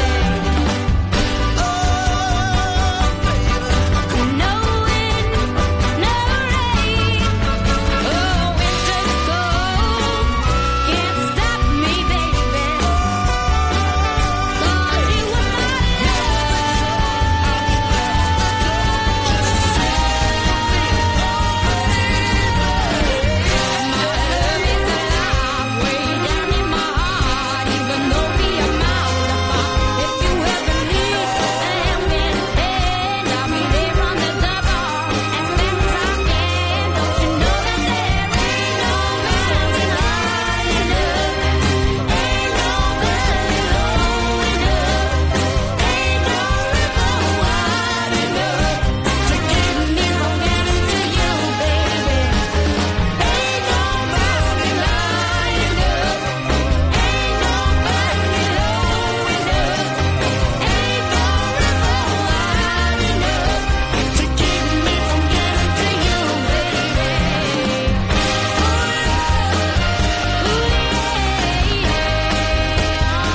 British actress Kristen Scott Thomas is here, and yes, here she is. Look at that. You see, you get a nice round of applause, Kristen. How are you? I'm very well, thank you.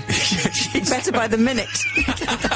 You like to be appreciated, don't you? Yeah, I do. We all do. You look fantastic, by the way. Thank you very much. Now, look, can I just tell people about you, just in case they don't know? Yeah, go on. Yeah, I'll do that, Tim, shall I? Yeah, I'll do get that. on with it. All right, I'll get on with it.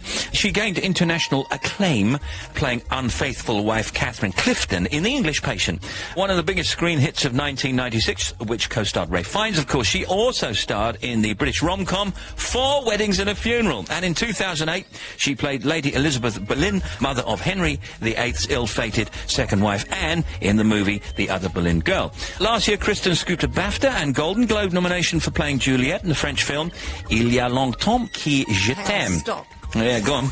Il y a longtemps que je t'aime. Yes, I know that. I know that. Just pay attention, would you, Kristen? I am French. Kristen has French nationality and she lives in Paris with her 3 children, Hannah, Joseph and George. Kristen's new movie is Nowhere Boy that we're going to talk about. This is basically, set it up for us, it's John Lennon. And it's how John Lennon, his mother ran out on him, and basically his Aunt Mimi, which is the character that you play, brought him up, right? That's right.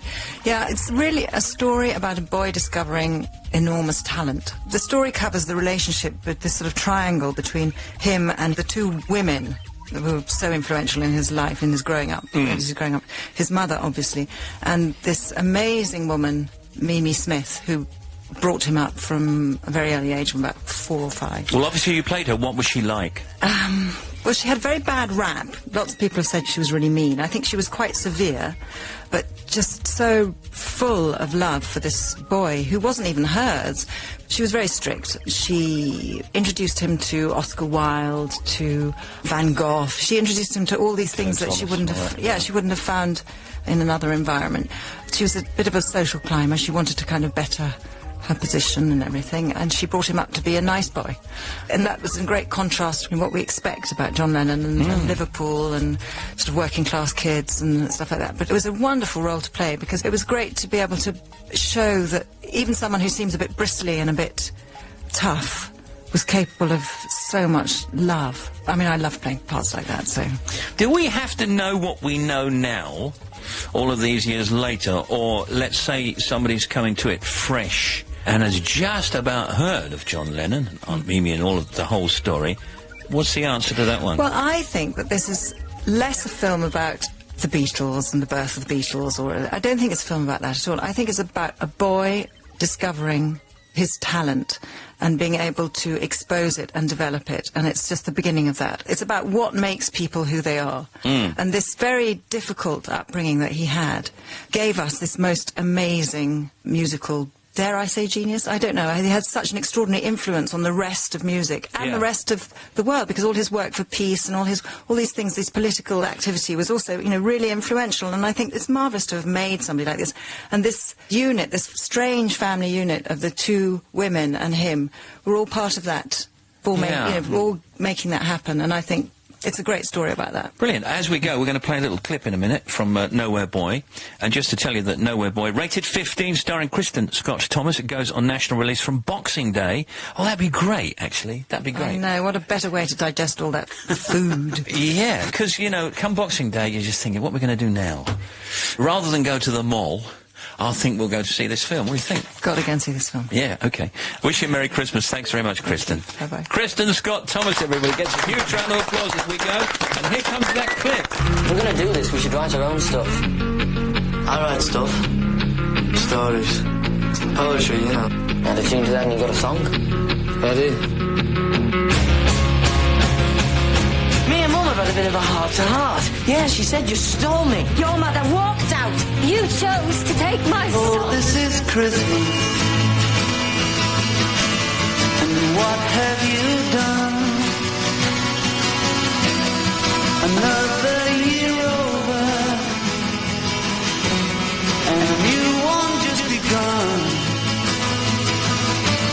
And so this is Christmas. I hope you had fun. The near and the dear ones, the old and the young. A very Merry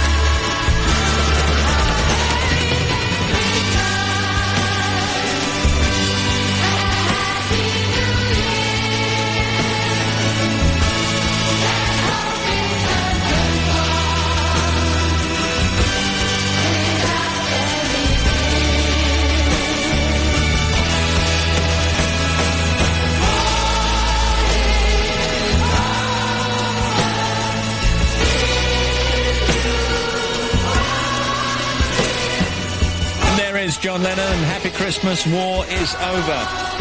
Tomorrow morning on Radio 2, Richard Allenson at 3 a.m. Zoe Ball. Kirsten O'Brien joins Zoe with details of festive activity for all the family. Brian Matthew at 8, playing Christmas records from pop's golden decade in Sounds of the Christmas 60s. Then Jonathan Ross at 10, joined by comic Jason Manford, West End star Ruthie Henshaw, and there's live music from Will Young. Followed by, at 1, Picking Up Pops, Dale Winton, then Dermot at 3. It's all tomorrow.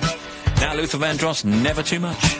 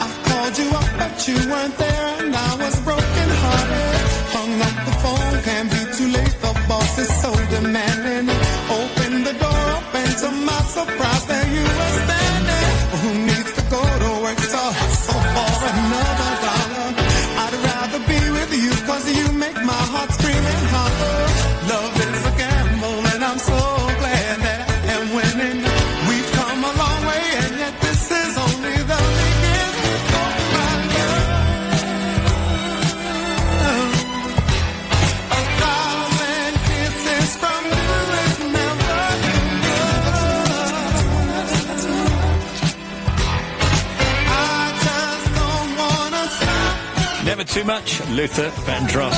Good afternoon, good evening. I'm sat here trying to wrap things for Christmas with the cat and the dog chasing each other like a cartoon. Have a great Christmas, Steve and team. Brandon from Leicester. Thanks, Brandon. Thanks for listening. We appreciate it. Steve, I'm Ray Davis, not that one from the Kinks. I've been married 33 years today. I'm travelling from Derby to Cornwall to be with my lovely wife, Jackie. It would be good if you could give her my love. Love the show. All the best from Ray. Coming soon.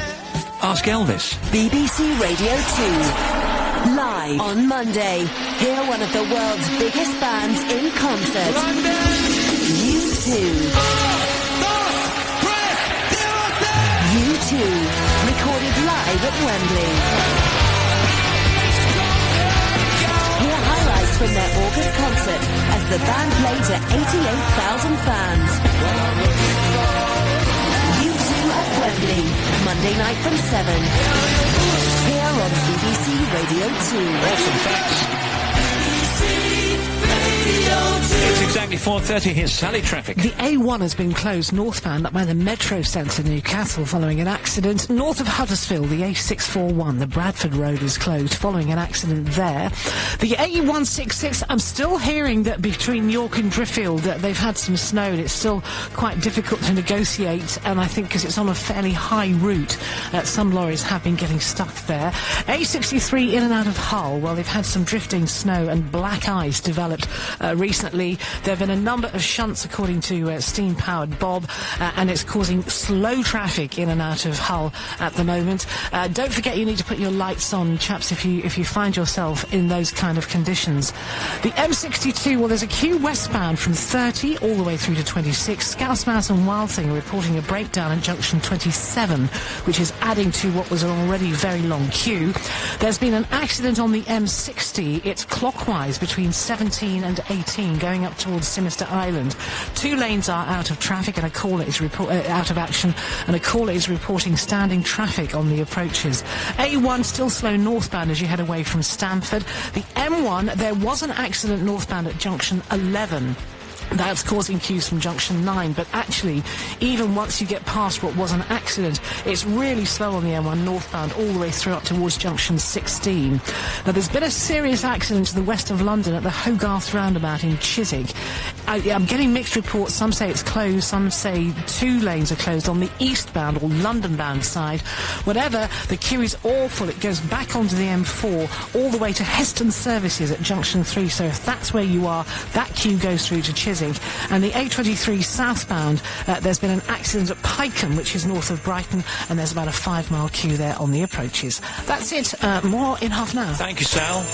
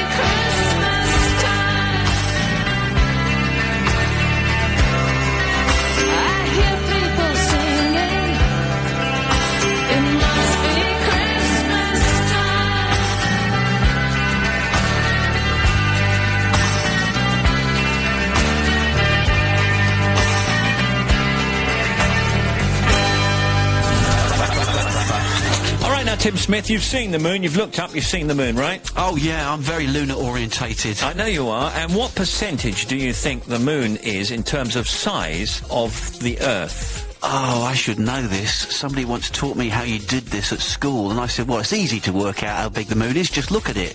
And the teacher very sensibly said, well, you quite far away. Well, you don't know whether it's a small thing a long way away, or a big thing that's very close. And there's a man with, what has he got, a cheese waistcoat on up there, right? There's a man in the moon, Man in the moon. eating cheese. Might have been the other way round, your little thing there. Yeah, I think it was, actually. Hey, what was the question? Don't let me go through it again. How big is it in relation to the Earth? Yeah, but in terms of percentage. Yeah, it's about 4%. No. 20%? No. 18%? 27%. It's not that big. It is. British people are second only to the Swiss when it comes to eating chocolate. And despite having safe drinking water in this country, we spend around £2 billion every year on bottled water.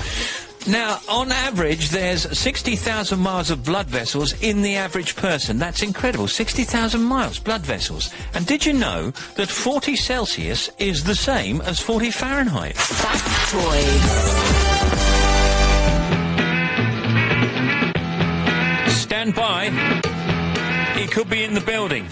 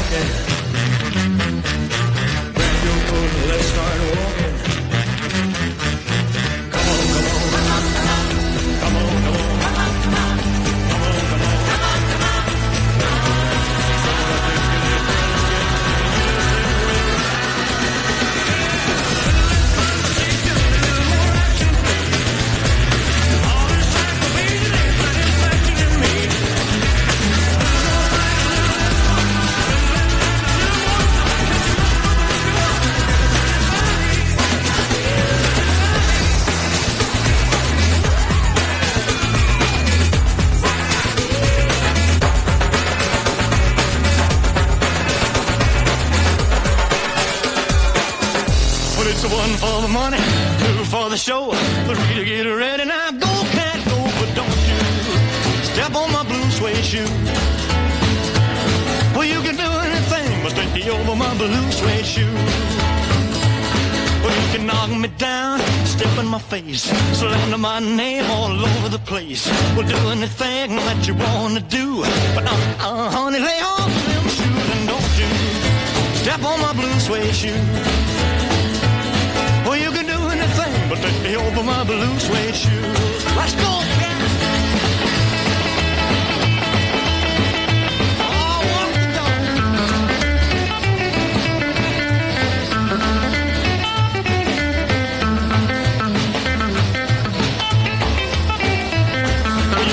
My house, steal my car, drink my liquor from an old fruit jar. Well, do anything that you wanna do, but honey, lay off of my shoes and don't you step on my blue suede shoe. Well, you can do anything but lay over my blue suede shoe. Elvis is in the building.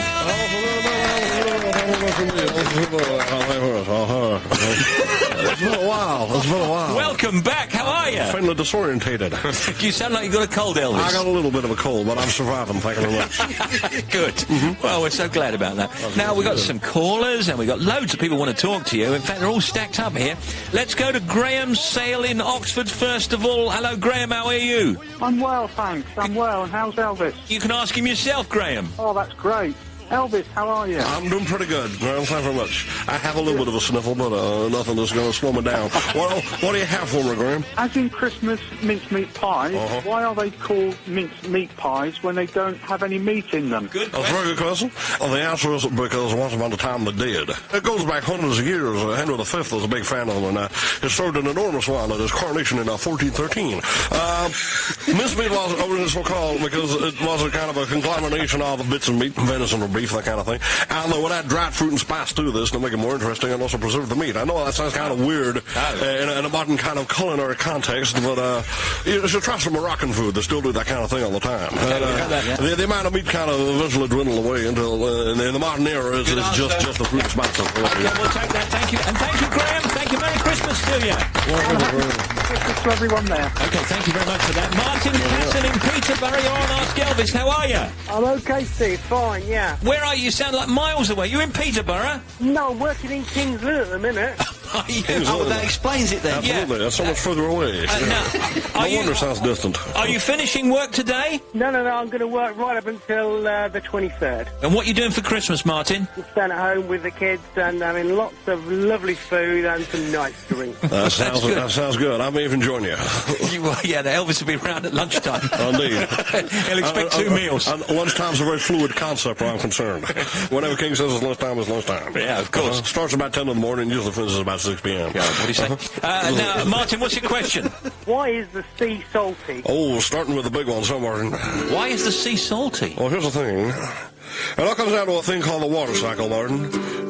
Rain, which is, of course, fresh water when it falls from the sky. It falls from the clouds and onto the land and makes its way into the lakes and the rivers and also through the ground as it makes its way down to the sea and picks up salts and minerals as it goes.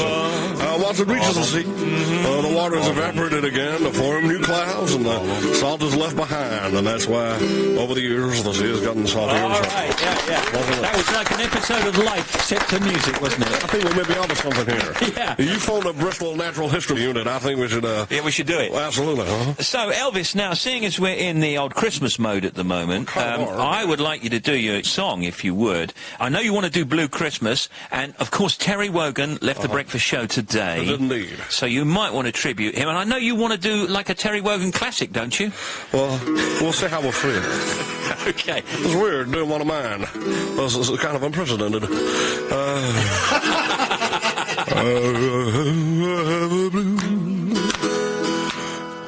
Christmas without Terry. Nice. I'll be so blue just thinking about Terry. Let's go straight to the chorus. He'll be doing all right with Terry's Christmas away.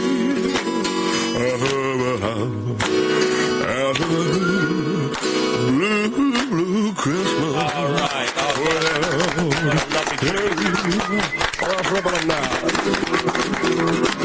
I thought I could hear the curious tone of the cornet clarinet and big trombone.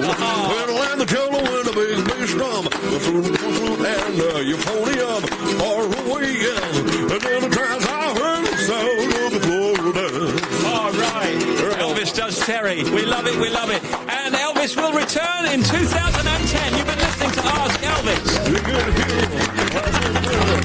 Elvis is leaving the building. Sleigh bells ring, are you listening? In the lane, snow is glistening.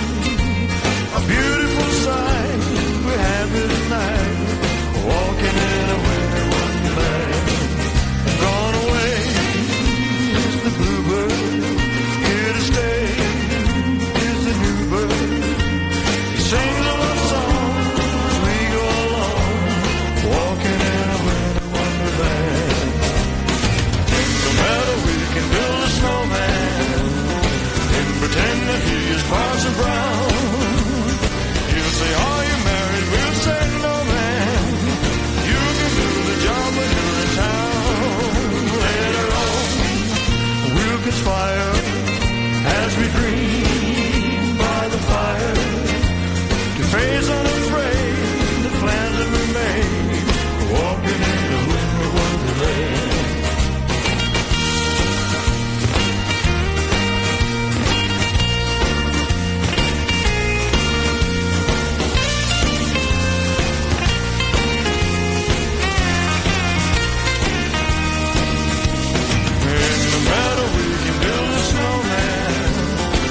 Pretend that he is Parson Brown. He'll say, are you married? We'll say, no, man. You can do the job when you're in town. Later on, we'll conspire as we dream by the fire to face unafraid the plans that we made. Walking in a winter wonderland. Walking in a winter wonderland. Walking in a winter wonderland. I said I'm walking in a winter wonderland. Fabulous. Radio 2. There's Elvis. 12 to 5.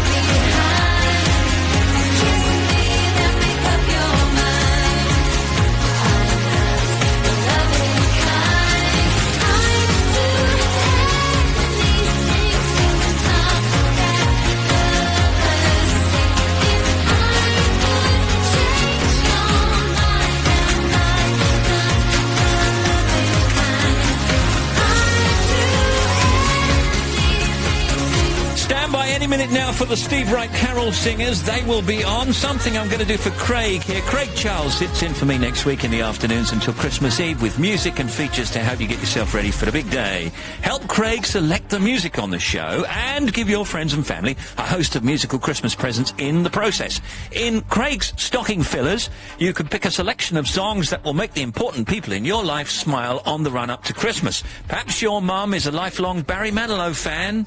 Your husband can't get enough of of Dire Straits. Your best friend's favourite band in the world are Take That. Or your daughter loves all things JLS. Let us know what songs your friends and family would like to hear, and we'll play them on Radio 2 as a musical Christmas treat, especially from you. Send us your choices along with who each song is for, and a little bit about why you picked each record, and you could hear your selection played out by Craig each day from 3 p.m. until 3:30. You might even find yourself chatting to Craig on Radio 2. Exciting? To submit your selection, go to bbc.co.uk/Radio 2. Thank you very much. Redheads are more sensitive than the rest of us. Headline here tonight in the press. Scientists have discovered that redheads are more sensitive to pain than brunettes and blondes, due to a gene only redheads have. This says TV presenter Davina McCall was one of hundreds of motorists left trapped in their cars by the snow. The 42-year-old, in the Evening Standard, it says here, was stranded for more than 8 hours in Kent as she drove home and had to sleep in her car until she was voted out.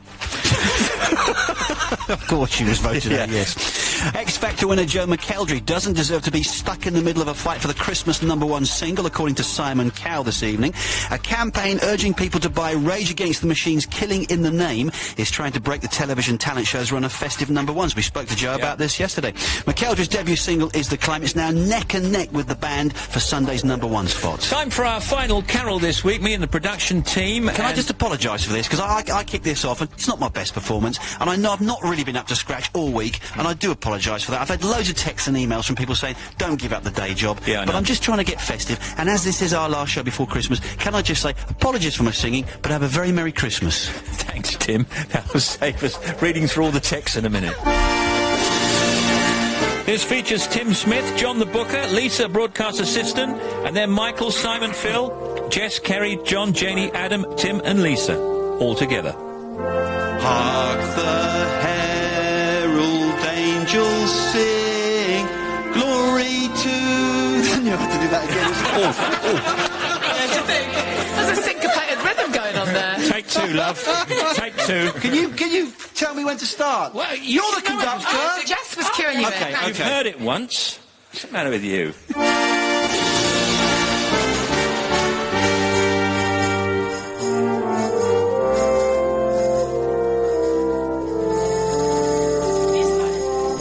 Hark the herald angels sing, glory to the newborn King. Peace on earth and mercy mild, God and sinners reconciled. Joyful all ye nations rise, join the triumph of the skies. With the echoes proclaim, Christ is born in Bethlehem. On the angels sing, glory to the newborn King. Yes, and I promise you, everyone really was trying their best. I know you want to leave me, but I refuse to let you go. If I have to beg, plead for your sympathy, I don't mind, 'cause you mean that much to me. Ain't you proud to beg, and you know it. Please don't leave me, girl. Ain't you proud to plead, baby, baby. Please don't leave me, girl. Now I'm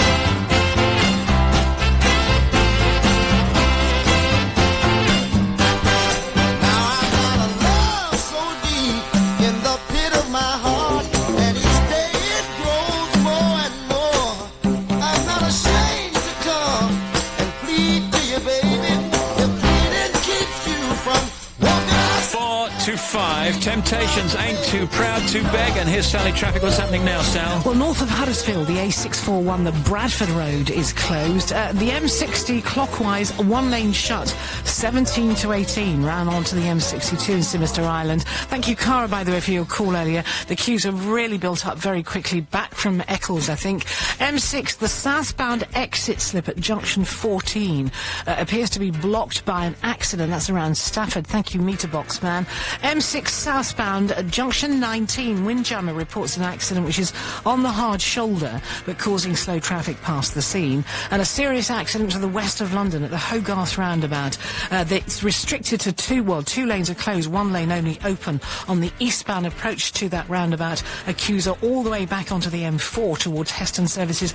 That must be having an effect on the A316 as well, I would imagine, coming south down from Richmond, Twickenham area towards Hammersmith and the Hogarth roundabout. Simon rang, he says there's a queue on the M20 coastbound into Dover for around 6 miles. I think that's all down to the rotten weather.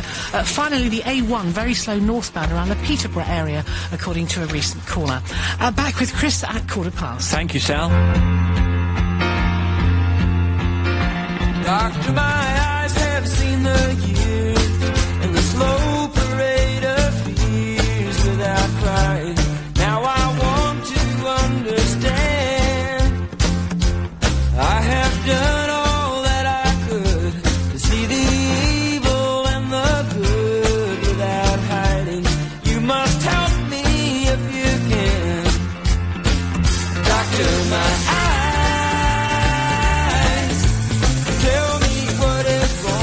Was I unwise to leave them open for so long?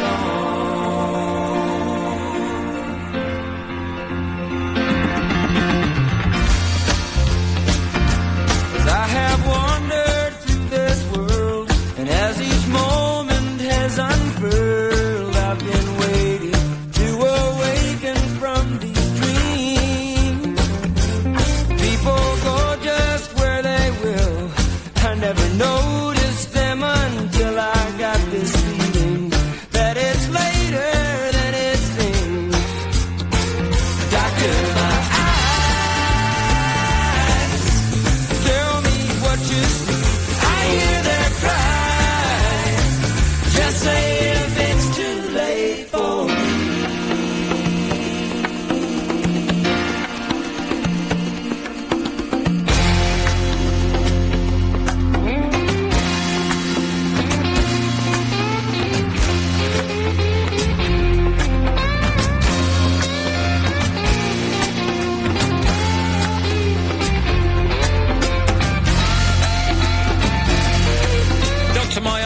They're bloodshot.